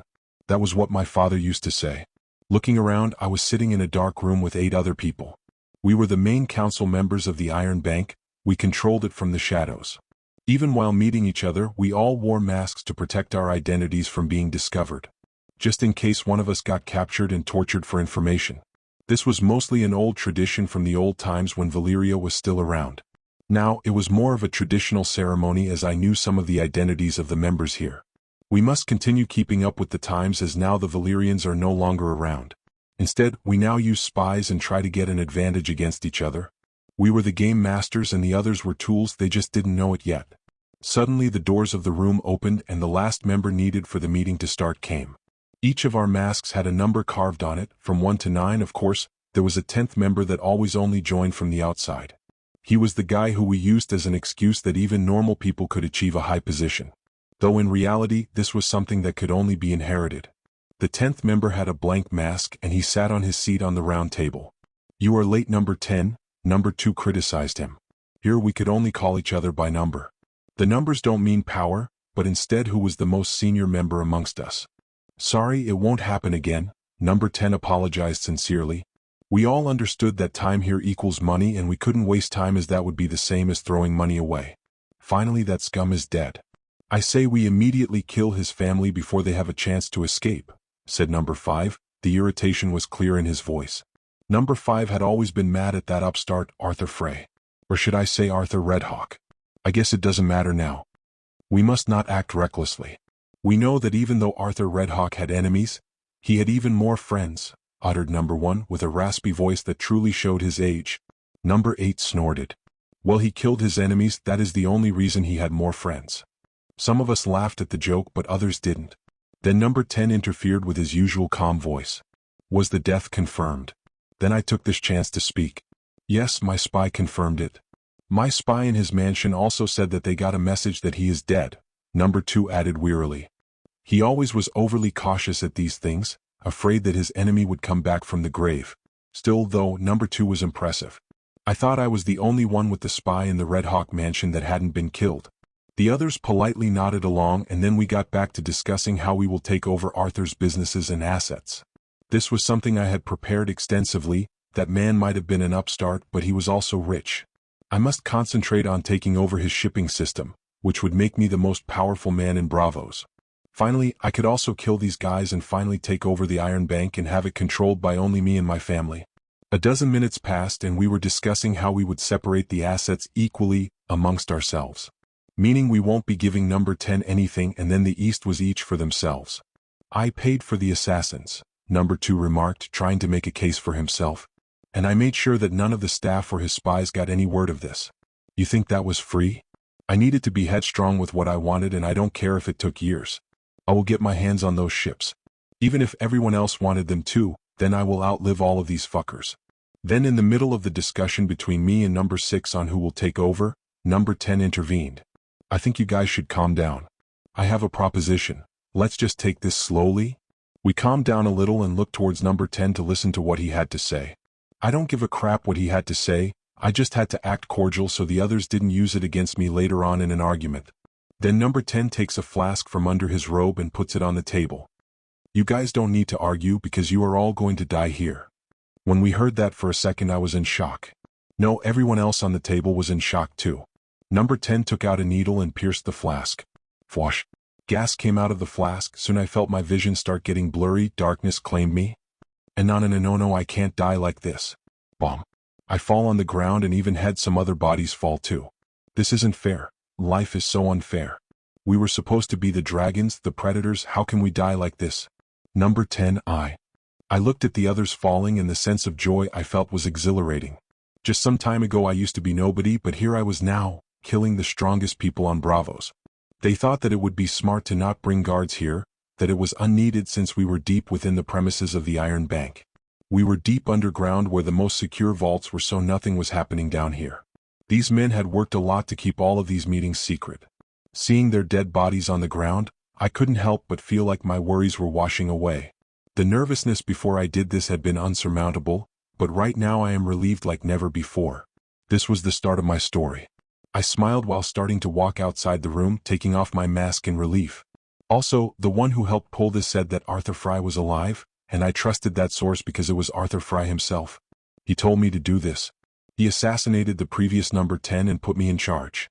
I went from an unsuccessful merchant to the soon-to-be boss of the Iron Bank.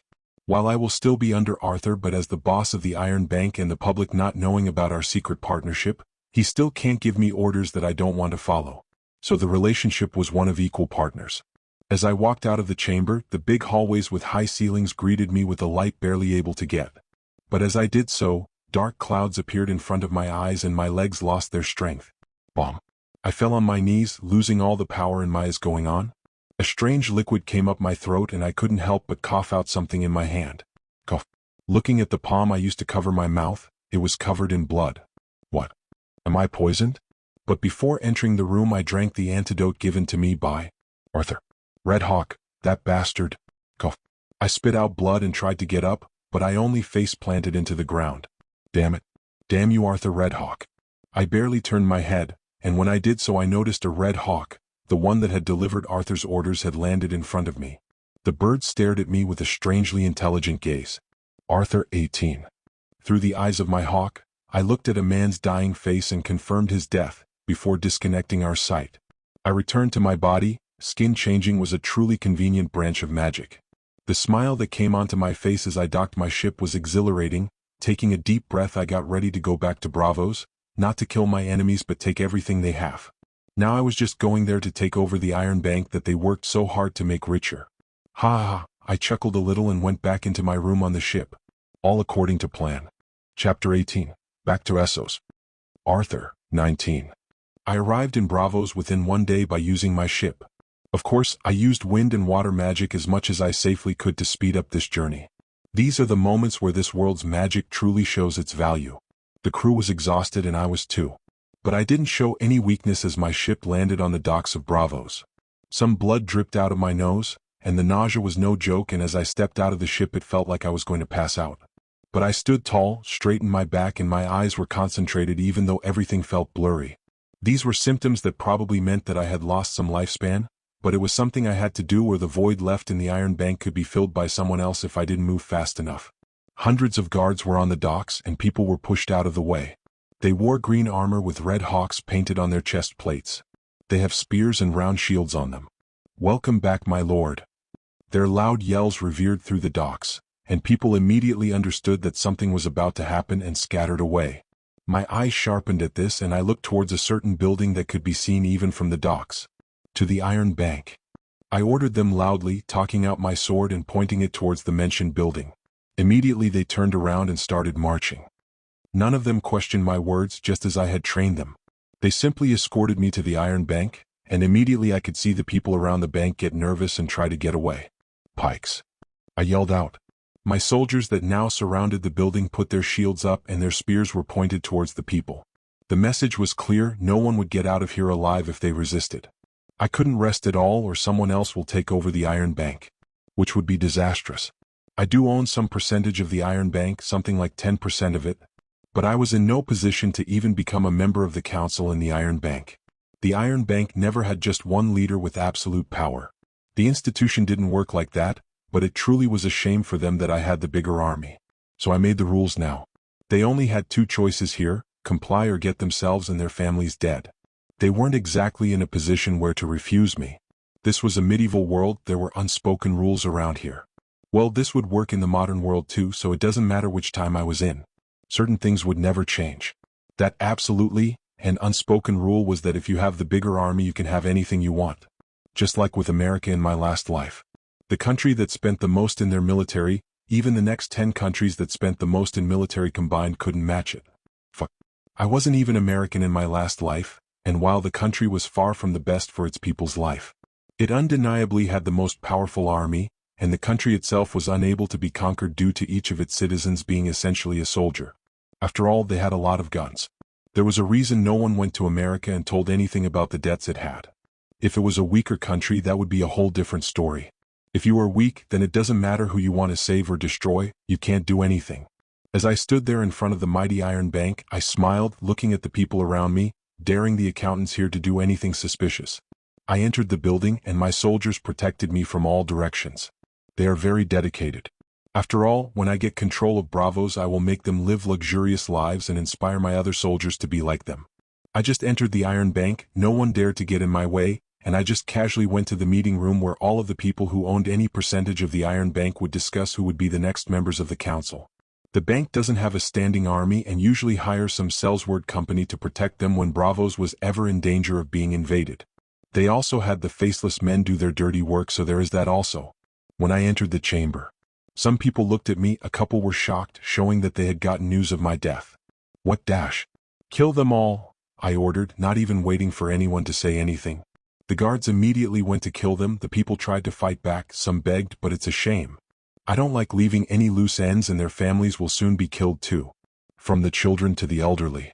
I don't hate them or their families, it's just business. After killing them, I split my guards into groups led by my most trusted personnel to go and kill the families of the people who had a part in the Iron Bank. But I still took half of my guards and went towards the Sea Lord's palace, the ruler of Bravos. It was a sprawling building that houses a menagerie of exotic beasts and birds. I knew that as I had been here a couple of times before. The Sea Lord was the leader of Bravos. The Sea Lord is a non-hereditary, elected position. Once elected, they serve for life. We are taking over this place. He has around 60 guards that protect him, and I had half of mine, which is 450 soldiers, so for every soldier he had, I have more than 7. I must say I liked my odds. Anyway, I needed to take control of Bravos in one day, or my enemies could band together and might hire some mercenary group or something like that. After today, I must have 0 enemies in Bravos. That was the only possible alternative. I go towards the Sea Lord's palace. I saw that the guards at the gate were not nervous. The news must have not reached him here. So I took this chance and ordered my soldiers. Charge. I stayed in the back and saw them go through the palace like a hot knife through butter, killing anyone in sight: children, servants, women, elderly, It doesn't matter. Any of them could be someone disguised and could escape from here. This was the safest course of action for me. After it was all done and finished, I spread my guards a little thin, but I completely took over Bravos in a single day. But there was one more problem. I take over 50 of my guards, together with the 3 of the faceless men on a carriage inside cages. Then we all went towards the house of black and white. Since the building sat by itself on a small island in Bravos, we all took my boats and surrounded it. Then I, together with my guards and the imprisoned faceless men, we all arrived there, and one of my guards knocked on the door. Soon after, a couple of seconds, the door was opened and a man covered in a black robe came out. He had a pale face and blue eyes with blonde hair. He just stared at me emotionally, saw my guards behind me, but still spoke with no emotion on his face or voice. "How may the man help you?" I just gazed at him and gave a signal to my soldiers, with a wave of my hand. My soldiers brought 3 faceless in chains in front of me. I kicked their back of the knees, then they fell with their knees on the ground, and I just looked towards the house of black and white. "I want you to stop taking orders against me or else." I went towards one of the faceless men, grabbed him by the hair, took out my knife, swish, slashed his throat from ear to ear while I just looked at the guy in front of the gate. Gurgle. The man with the slit throat choked on his blood as he grabbed at his neck, to try and stop himself from death. But in the end he died. Then I just kicked the guy that I killed down to the ground. His dead body laid there without any emotion on his face and his eyes wide open. And with the bloody knife still in my hand, I shrugged casually towards the man that had come out of the house of white and black. "Listen, I am a nice guy. I don't want to kill needlessly. I mean, you guys are really useful and I don't want to get rid of you." The guy at the gate narrowed his eyes a little. I noticed that with my hawk vision. "Then what is it that you want?" the doorman just calmly asked. I just smirked a little. "Well, now from you I want to not send any more assassins after me. So I don't wipe you out and you don't kill me. That sounds fair, right? I mean, to me that sounds fair. Right, friend?" Before he can answer, I just pat one of the chained faceless men on the head like a dog. I mean, I was going to torture these guys to learn your face-stealing techniques, but I thought, hey, that seems kind of rude to my soon-to-be friends. So I didn't do it. "We are friends, right?" The guy at the gate still had a calm face and muttered, "We accept your proposal." My smile widened. "Well, welcome to the family, pal." I climbed up the stairs by myself and arrived in front of the door where the faceless man was standing. Then I just hugged him. "Welcome, my friends, it was nice to know you all." He doesn't hug back or have any emotion on his face. Then I look at my soldiers. "Hey, release our new friends, we are all together here. Come on now, don't be rude." The faceless men were released from their chains. They have emotionless eyes. As they went forward towards the house of black and white, I started walking towards my soldiers with a smile on my face. When the previously captured faceless men arrived at the doorman, I just looked behind me and see, whoosh, their throats are slashed by the doorman. As expected of the faceless men, failures aren't exactly rewarded. Anyway, now that I solved this problem, I just had to take care and stabilize Bravos. Then I was going to get some benefits during Robert's rebellion. A smile appears on my face as I think, I kind of like playing this game. I sent a look toward the doorman. "Come on, bitch, I dare you to act. Do you have the balls to risk it? I will slaughter your whole house of black and white. You might be assassins, the best amongst your kind. But they were still human, and armies would crash and burn the house of black and white to the ground before they could do anything. Also, if they aren't useful, I could destroy them then too. Keeping an entity that didn't listen to me here would be disadvantageous. So they better listen and understand what was good for them." Chapter 19, Robert's Rebellion. Arthur, XX. After the business with the house of black and white, I immediately started walking back to the mansion that I had in Bravos. I needed to rest or I would pass out from the overexertion. Magic was a bitch. As soon as I reached my mansion, the maid was there to greet me. "Welcome back, my lord." The head maid, the pretty thing with green eyes and dark hair, looked at me lovingly. I smiled back and nodded. I and this woman had a child, but honestly, except for her background, we rarely ever did anything more than fucking. I just walked past all of the maids, whispering to one of them, "Bring a new maid to my room," and so I went to my bedroom and immediately laid down on my bed. Today would have been a good chance to kill off all the faceless men and get it over with. But sadly, things weren't that easy. How many faceless men were around the world? As soon as I destroyed their headquarters, each of them would be out in the hunt for me, and that would be tiring. They might even decide to kill off my whole bloodline. This was why I hated situations like this, because I had an army and could wipe the bastards out. It wasn't beneficial at all, especially at such a time. So instead, having them as friends would be better. They didn't want their headquarters destroyed either, but if they dared to try and assassinate me once more, then I had no other choice but to go and slaughter them all. I will burn their gods to the ground if I have to. They knew that, or at least they should figure it out soon. I wasn't someone they should mess with. Though once I have enough power, then I will still kill them all. Having an enemy who tried to kill me still alive made things very uncomfortable. Though technically, I did kill the men who attacked me, this wasn't something that could be solved by a technicality. I winced as my heart suddenly started beating rapidly like a rabid dog. It hurt from how fast it was beating. Fuck this bitchin' magic. If you are gonna be such a pain, at least be more useful. It felt like I was going to have a heart attack at this rate, so I took a deep breath and went towards one of my drawers slowly, making sure that excessive movements don't raise my heart rate. Taking a flask that contained a small dose of strange liquids, I took a sniff of it and a heavy sense of sleepiness hit me. This was something I had made in case I was assaulted in my room by many people and I had to run away. I would have used something stronger than a sleeping bomb, but this was the strongest poison I could build a tolerance to. After all, throwing thin in the ground and knocking myself out too would be silly as hell. The sleeping potion slowed my heart rate down considerably and it stopped hurting. Having lost lifespan was a little regretful, but the return had been worth it. By the end of the day, Bravos will become mine and so will be the Iron Bank. Now saying that I had infinite money would be a lie, but with the Iron Bank and the monopolies I had managed to make until now, it was pretty damn close. Even the Lannisters, who have had time for thousands of years to store their money and lived in a gold mine, were poorer than me. Thinking about it brings me excitement more than 1,000 whores could. Beautiful women are temporary, so their looks fade with age, but money lasts forever if you manage it right. Also, money can get you as many women as you want. Okay, I need to calm down and not get excited or my heart rate will increase. Let's think about something other than money. Yeah, how about magic? Such a mysterious and complicated thing, but at the same time it was a very simple thing. I could feel my physical fatigue and my body felt like I had run a marathon half to death. I almost overused my magic and tapped into my lifespan while rushing here. If I had been 2 days later, they would have made their decisions and I would have had to quietly assassinate them. That would have taken a lot of time, and by the end I might have even lost. Plus I had to keep hypnosis on my ship's crew for them to not notice me. The amount of mana? Well, I call it mana from the terms of the RPG games I used to play. But it was more like a fire that allows you to affect the world in certain ways. Like physical stamina, but in a magical way. And it took a long time to regenerate it. This will take me weeks before I am back at full capacity. Magic in this world truly is a flawed thing. Then as I am lying down on my bed, I hear the creak of a door. I saw that it was one of my maids. She had blonde hair with purple eyes and a nice and busted body. Those types of eye colors weren't natural back in my first world, so I do have quite a liking for them.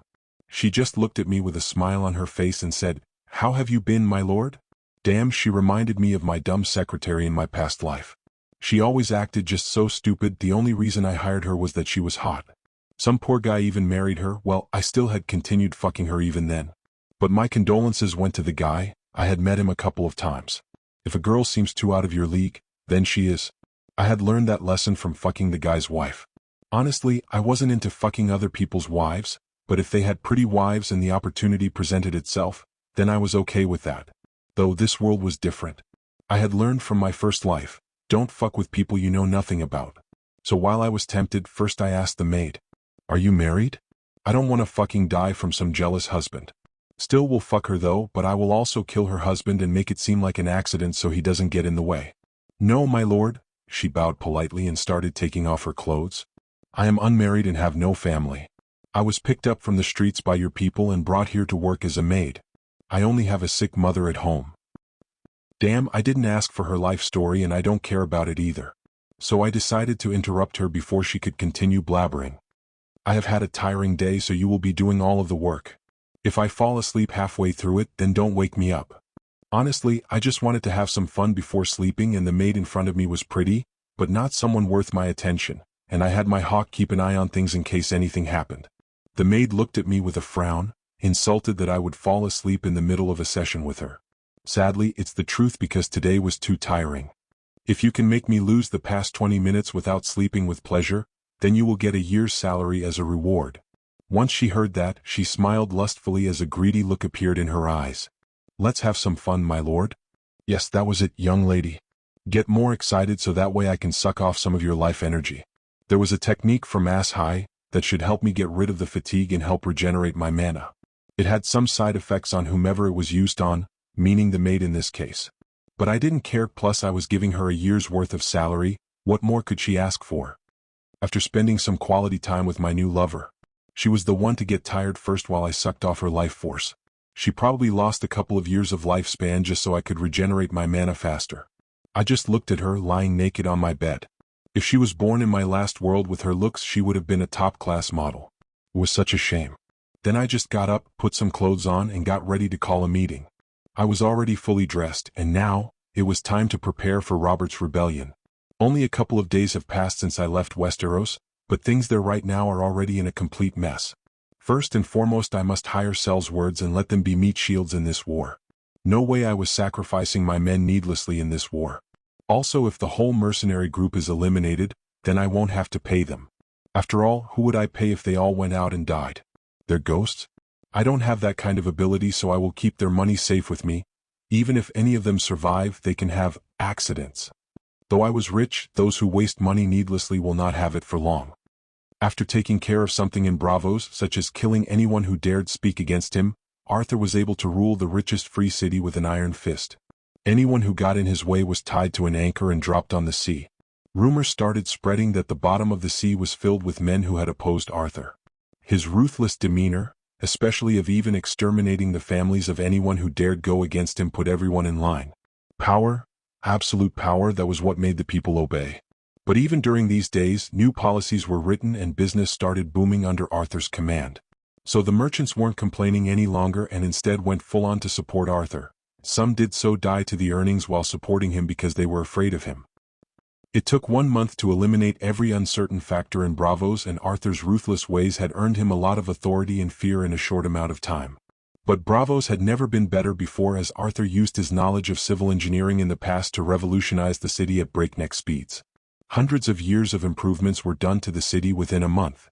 While in his previous life Arthur had used a lot of tricks to get up the company ladder as a civil engineer, he wasn't the best out there, but he was good.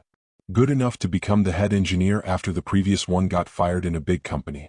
Cement, ceramic, porcelain, etc. Things that should have been discovered yet, but were aesthetically pleasing, were poured into Bravos endlessly. With tens of thousands of people as a workforce, things were built very fast and people worked around the clock. In truth, to Arthur, this whole rebellion was a big gamble, as it could go both ways. In canon timeline, Robert had won, but that wasn't something guaranteed, as even then he had barely won and was heavily injured. Also, this was a war. He might die before he was able to even do anything. Arthur would choose Robert's side. He was the man he had bothered to create a good friend. But if this rebellion failed, his backfall would be Bravos, and he was preparing to hole himself here to survive the Mad King's wrath if that happened. Also, newly made ships were pouring out of Bravos rapidly, and some were even new models that were never seen before. Especially, ships for war. By using magic, Arthur made sure to create certain machines that could be hidden from the public eye. Though due to the magic, it was something no one else would be able to create unless they knew modern engineering and magic on top of that. Since he had control of the faceless men, he made them find out the spies that were in Bravos and offer bribes. If they didn't accept, then it was just another body added to the bottom of the sea. His hawks were also joining in the spy mission. Slowly, like a puppeteer, Arthur was able to control everything within Bravos, and anything that happened in the city he would know about it. So no matter what, his workshops weren't getting monitored and his secrets weren't going out there. He made sure of that. By the end of it all, Bravos had grown a little bigger, and Arthur had gathered 10,000 soldiers with him and hired another 10,000 Sellswords. 5,000 soldiers were left in Bravos to keep the place under control and keep the peace. Just in case anyone got any revolutionary idea, he would crush them. John Aaron POV. Staring at the walls of Gull Town, I couldn't help but feel a sense of uncertainty in my heart. Could we win this war? These doubts reign over my mind, and I couldn't even sleep sometimes. Visions of the Mad King burning us all alive predominated through my thoughts. Only a fool wouldn't feel afraid at times like these. But, at the same time, this wasn't a battle that I could abandon so easily. Too much was riding on our victory. But first, we each had to settle our disputes within the North, Riverlands, Vale, and Stormlands before we could do anything else. We wouldn't want our enemies to attack our backs. When the Mad King requested Robert and Ned's heads, I contemplated sending them. Who wouldn't? The Targaryens were a feared dynasty for almost 300 years now. But they didn't have dragons any longer. Their source of fear wasn't something that could be brought back any longer. Mark Grafton, that son of a whore, was the main problem here in the army he had fathered in Gulltown. Eddard was supposed to take a ship here and go north, but instead, he now had to go and make his way home. Hopefully he isn't killed by bandits on the road or captured by any rogue troops. We had to break the Gulltown defenses if we wanted to win this war. But how? After all, leaving this port alone would mean that the Mad King's army could be transported here. That would be an obvious weakness we wouldn't be able to do anything about unless we take back the city. Sighing, I went back to camp with my guards following me. Turning towards one of them, I said, "You go and notify the other lords that dash. Lord Aaron. Lord Aaron." Suddenly, a soldier's call interrupted him. "Who do you think you are to call you lord out?" One of the guards pulled out his sword and was ready to slay the man. But the soldier got on his knees. "My lord, I am but a scout. I have big news. There are hundreds of ships around Gulltown, my lord." My heart dropped at that. Had the Mad King somehow gotten even more ships? Chapter 20, Battle of Gulltown. As soon as John Aaron heard this, he was a little panicked. Even though he had confidence in breaking through Gulltown's defenses with time. If they got an influx of soldiers and supplies, he would be the one at a disadvantage. But he still looked at the scout and asked, "What banners were the ships flying?" "A red hawk in a dark and green field, my lord," answered the scout a little nervously. The man was just a peasant who got roped into this war thing that had nothing to do with him. He even had 3 sisters to take care of back home. His father also died in a war like this, and he wasn't exactly enthusiastic about fighting. That is why he accepted being a scout. But what choice did he have? When he hears this, John Aaron frowned in confusion. He had never heard of a banner like that. Then suddenly another soldier comes into the strategizing tent. "My lord, an envoy from the ships has come to speak with you." John Aaron just covered his map with military plans on it, and then he said, "Let him in." The guards nodded and one of them went outside. Then a man in full light armor comes inside. He had short, almost all gray hair and a gray trimmed beard.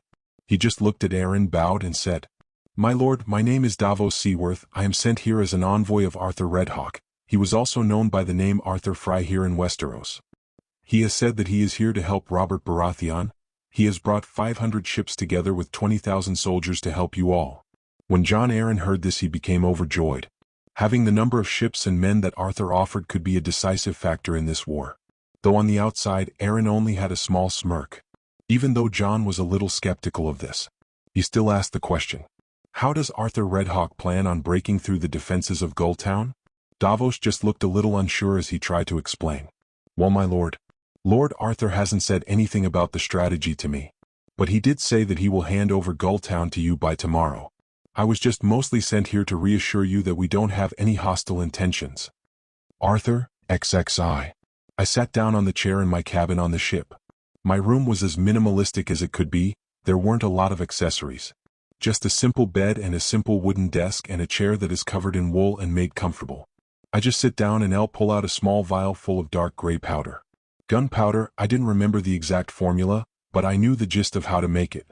I had figured out the exact ratio between the ingredients finally. Gunpowder, also known as black powder to distinguish it from modern smokeless powder, is the earliest known chemical explosive. It consists of a mixture of sulfur, S, charcoal, C, and potassium nitrate, saltpeter, KNO3. The sulfur and charcoal act as fuels while the saltpeter is an oxidizer. I will not introduce this world to any gunpowder or anything like that. Not even my soldiers will be equipped with any type of weapon. That was way too dangerous. I was pretty much asking people to use it against me if I ended up doing something stupid like that. But will I still use gunpowder to my advantage? Obviously yes. I was the smartest man in this world just because of the knowledge that I possessed. Well, maybe not the smartest, but certainly the most knowledgeable. Well, that was unless other people were reborn here. In which case I will kill them all. Because they would be a bother to my plans. I don't care if they were even a close friend in my last life. People change with time and I wasn't taking a risk.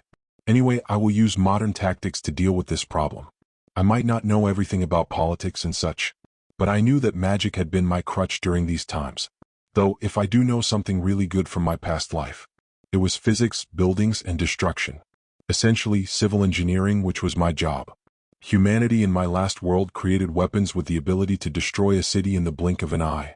If I didn't know how to destroy a wall, I would be ashamed to the last world. I called 10 reasonably trustworthy men with me and I told them their job. You guys just need to dig underground and stop when you dig under the wall. Then I started explaining to them the job that they would do during the night and how they should do it. Where to put the support wooden pillars and all that. They all had a little experience in digging and mining. That is the main reason why I chose them. Also, they were stupid enough and wouldn't notice the small traces of magic that would be used to dry the earth so it wouldn't cave down. Then they went to the shore by boat to dig. I followed them by looking through the vision of my hawk.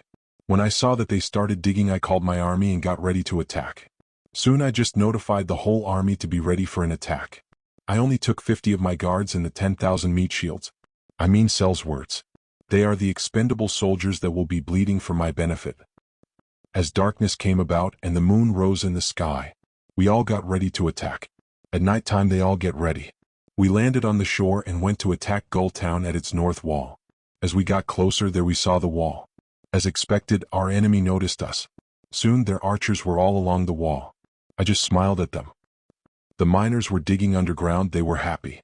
Soon they will finish this job and be done with it, and Arthur would pay them a hefty reward. As they were digging, "Siayu." A bird loudly chirped. Then the workers turned around to see what it was and they saw a bird holding a candle. No. At least that was what it seemed to them, a sizzling red candle that was burning quite fast. What the hell is that? Anyone with modern world knowledge would be able to tell that it was dynamite. None of them knew how dangerous that small candle could be. Boom. The explosion wasn't big. Because Arthur doesn't truly know how to make anything truly lethal like a real bomb or a stick of stronger dynamite. He used this one, which by itself doesn't have anywhere near the power needed to destroy the thick wall. But underground, where the only thing holding up the wall were some sticks, people can't see something like an explosion at all, so there is no way they would figure out gunpowder just from that, or even know about it. Arthur was making sure that no one knew about gunpowder and erased all traces of it.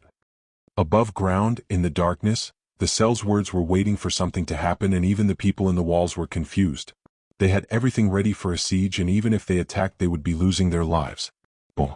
Suddenly the walls just fell as if they had no foundation. Arthur's smile widened at this and thought. The medieval walls were strong at the time they were used. But their foundations aren't deep, so making them fall is just too easy. He contemplated before unsheathing his sword and yelling out, "Kill the enemy." The people that were holding bows and torches atop the wall had fallen down. Some were dead on impact, but some had survived. 2 of my men blew into some trumpet horns, giving out a signal to the rest of the soldiers to move. My orders weren't heard through the army, but this would give them the signal. 10,000 men rushed past me like a raging wave. I could see their bloodshot eyes, and everything seemed to slow down as the smell of battle pricked my nostrils. The first to die were the men that had been atop the wall when it had crumbled down. My men yelled out like barbarians to pump up their spirits, and I noticed that the Sellswords were calmly cutting down people. Their war cries could be heard even from far away. I was at the back end of the army with my 50 personal guards. The real reason I was even here was to give my men the impression of me not being afraid. I was sending in mercenaries and didn't care how they felt. But I for sure do want some of them to die while taking over the city. The Sellswords were made up of smaller groups of Sellsword companies that came together to get the job that I had offered them. After all, I do pay quite the hefty price. I just watched all of this from the ground far away from the battle. Gulltown only had around 1,000 soldiers holding it, so my mercenaries outnumbered them 10 against 1. I liked these odds, plus attacking them at night where they weren't expecting an attack or their walls to suddenly crumble. Yeah, the odds were overwhelmingly in my favor. This battle should be over in around half a day. And after half an hour, the mercenaries will start raping women, and after another couple of hours then they will be back to their senses. Rape was a cruel but normal thing during war. That was true even in my last world. During the wars, there was a lot of it going on behind the scenes, the things that the media wouldn't report. I closed my eyes, changing my view into that of my hawk. Seeing things from a bird's point of view changed things a lot. Even though it was night, I could see the killings and the blood of people painting the streets red. I saw the panic of the civilians, the screaming. Some were begging on their knees for the soldiers to have mercy. Some good men didn't do the unspeakable. Then others raped and killed indiscriminately. Evil and good, how ridiculous, they were both the sides of the same coin. The world isn't black or white, but a disgusting shade of gray. When you play the Game of Thrones, you win or you die. So that is why I will use cheat codes. Chapter 21, Battle of Gulltown, Finale. Arthur XEI. Just like I had predicted, after the Sellswords I had hired entered Gulltown, in a couple of hours they were able to completely take over. It wasn't as easy as I made it look. After all, Gulltown was a city surrounded by mountains in almost all of the directions, and the only way to put a real army on land was in the farms around it. Then there are the strong walls that protect the city in case of that too. I was able to take over this city so fast because I was using some modern tactics to deal with it, plus homemade dynamite. Also, I told the mercenaries not to destroy too much. Gulltown should still be intact by the end of it. If not, well, heads would start rolling. Those mercenaries were paid for this, and if they couldn't follow orders, then I will use this as an opportunity to make an example out of them and their families. I don't care if they rape or kill civilians. Even John Arryn, who was such an honorable man, wouldn't care by the end of it. After all, even Ned Stark, in the original timeline after the sacking of King's Landing, was mostly worried about Elia Martell's children and how they had been killed. So even now, if the ports and ships were burned or the rich merchants died, then John Arryn would care. As long as the whole city wasn't massacred, then he wouldn't care too much. Everyone had a price, and some people were easily replaceable. That was reality. Especially for the people high up. If a celebrity died, the news would cover it and many people would be sad. Someone else dies and the world won't care. Reality was cruel, but it couldn't be changed. So I will simply use it to my advantage. Lord Arthur, Gulltown has been put under your control. A soldier came and bowed in front of me to report the matters. He was one of the captains in the Sellsword companies I had hired. Also, as you have requested, we made sure that nothing was looted or burned. Good. Nodding at him, I walked and my guards followed me. I will check for myself how good of a job you did. Make sure I don't see anything unsightly. I didn't need to threaten them. They knew the reputation I had built up by now. He wasn't the only one in danger, but their families and loved ones too. As Arthur entered Gulltown, the streets were littered with blood and bodies. Mostly dead soldiers, but some civilians were amongst them too. The buildings were pretty good too in comparison to the rest of Westeros. Arthur made sure to try and memorize the weak points in the buildings, just in case he needed to destroy the city in the future. He didn't have qualms about the Vale always being on his side, so instead he planned to pick his fights and make sure he had an advantage whenever he fought. Arthur didn't mind the blood on the streets and kept observing for any damage done to the city. Except for the people, of course. Surprisingly, the damage done was very little and the people could easily be replaced. So up to this point it was all good. But as Arthur was walking, suddenly a child who couldn't have been more than 12 blocked his way. He had a hateful look in his eyes as he glared at the soldiers in armor. The child had tears in his eyes, and he used his bloody sleeve to wipe them off. The child pulled out a small kitchen knife and charged toward Arthur with a determined look. You killed my mother. His voice was filled with despair. Due to his young age and voice, the child's gender wasn't something Arthur could tell. But even with his bravado, before the child could even get close, one of the guards went and pulled back his spear. Whoosh! The spear pierced the child's eye and exited the back of their head. The corpse fell on the ground as the soldier pulled his spear out of its eye and blood oozed out of the hole. Arthur stared at the perpetrator. It was one of his 50 personal guards. He narrowed his eyes at the guard, and the man seemed nervous under Arthur's gaze and was about to apologize. But before he could say anything, Arthur put a hand on the man's shoulder and took out a gold coin, putting it in the man's hand. Good job, that's how you are supposed to protect me. Even the smallest threat must be guarded against. Arthur knew of the child assassins in the world, and there were people like Varys who used children as spies. Now he wasn't here to tell of how morally wrong that was, but Arthur wouldn't punish his guards for killing a kid either. After all, he didn't want them to hesitate when a child assassin came after him. He even rewarded the behavior and incited the other guards to learn from the guard. Then Arthur turned and addressed the other guards. That could have been an assassination even if it was a kid. By the way, if you ever catch an assassination against me, I will pay you handsomely. The guards nodded and some of them smiled greedily at the promise of more money. They would kill a child for money? As expected of savages. But they are my savages, so they are very useful to me, useful enough to keep around. Thought Arthur, nodding at them encouragingly. He didn't care if they were child killers. What? Because they were his child killers. He didn't need guards with morals in this world. What Arthur needed was greedy and cold-blooded killers. The enemy soldiers who were left alive had their weapons confiscated and were brought in front of their lords keep in chains. The Lord of Gulltown, Mark Grafton, was also already on his knees, with his hands tied behind his back and a cloth sack over his face, so he couldn't see anything. The rest of his family were the same too, from his youngest children to even his wife. But while the situation was bad, it could become even worse. Everyone knew that. Especially Arthur as he walked, with his sword drawn towards Mark Grafton. Lord Grafton, do you know of your crimes? What crimes? The man yelled defiantly. I am just following the king's orders and nothing else. I demand a trial by combat. The fuck you do? At least have some shame in front of your men who died for a mad king and take death gracefully. Arthur raised his sword. He didn't care for the rules of this world, and this was a war. He didn't have the time to dilly-dally and play around now. If he gave every lord their trial by combat, he would get gray hairs until the war was finished. Arthur was the kind of man that only followed rules when it was beneficial. Right now it wasn't. Just when he was about to swing down the sword, the sound of a horse's hooves trotting in the roads rang out, which made Arthur stop and turn around. There he saw Jon Arryn on a horse with some guards accompanying him on their horses too.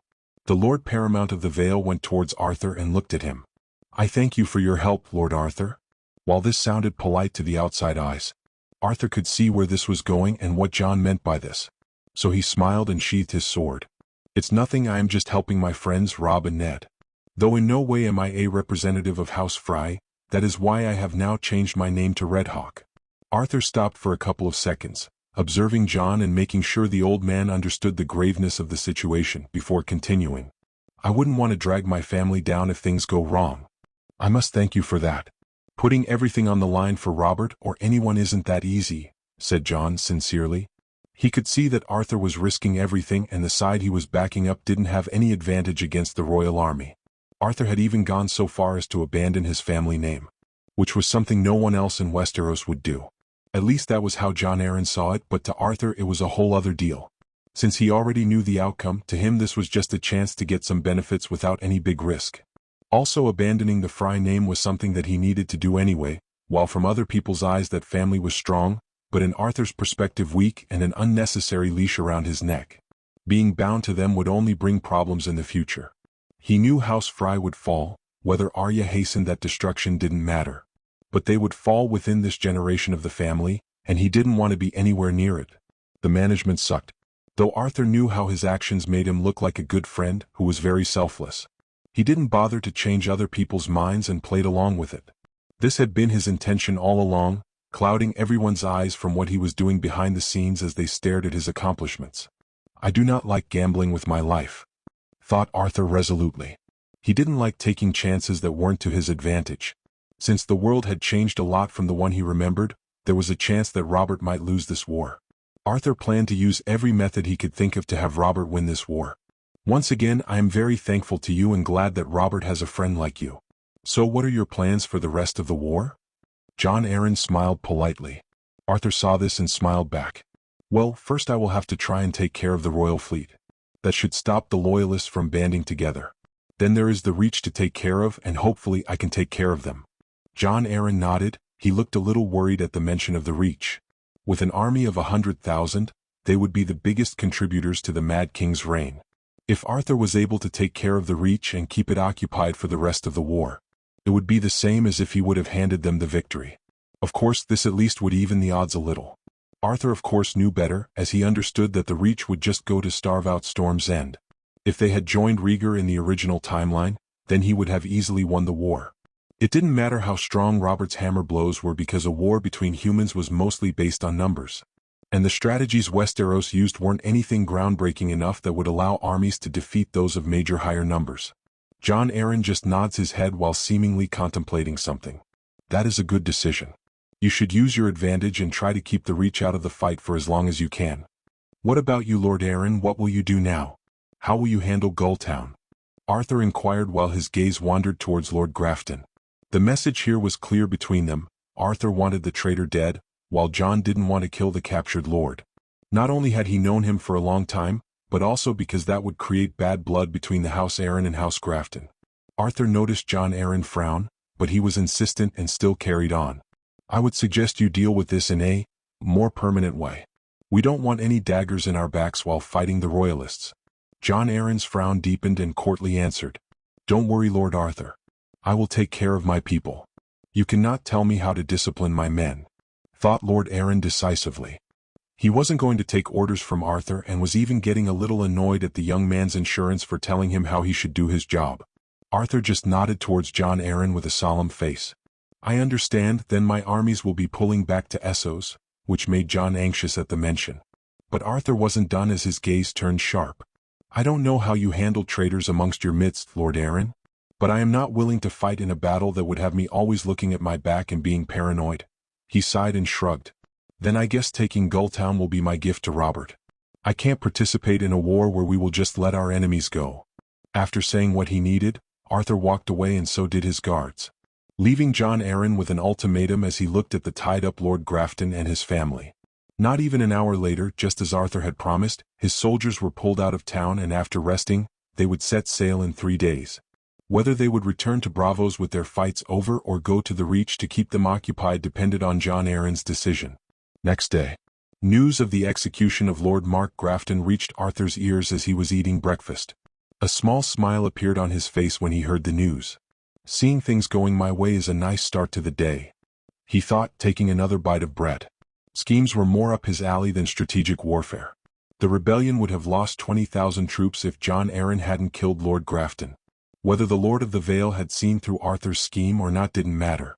Also, John was checkmated too, because schemes like these couldn't be admitted publicly. Because then John Aaron would just be admitting that he sacrificed one of his vessel lords for a foreign army. Now Arthur's animosity with Gulltown will be overturned by their hate towards John Aaron. The former was from the other side of the sea, so the hate of the family that ruled Gulltown would eventually be stridden away. But their Lord Paramount was always close, just the perfect distance to hold a strong sense of animosity against. Arthur took a sip of water and he couldn't help but think what he would have done in John's shoes. Probably would have killed the whole family. But John Aaron's honor will never let him commit such acts. Causing the death of 1,000 men in battle is okay in his sense of honor. But killing 5 people was somehow dishonorable? Well, that was stupid. Though in his mind, Arthur thought that things like honor and pride were useless. He loved it when his enemies had it. It always made dealing with them easier. Now it was time for war, and Arthur couldn't help but contemplate that the Battle of Gulltown would be nothing in comparison to the fight he would be a part of soon. And that's it for today. I hope you enjoyed. Support the writer. Don't forget to like, sub, share, and donate for more videos.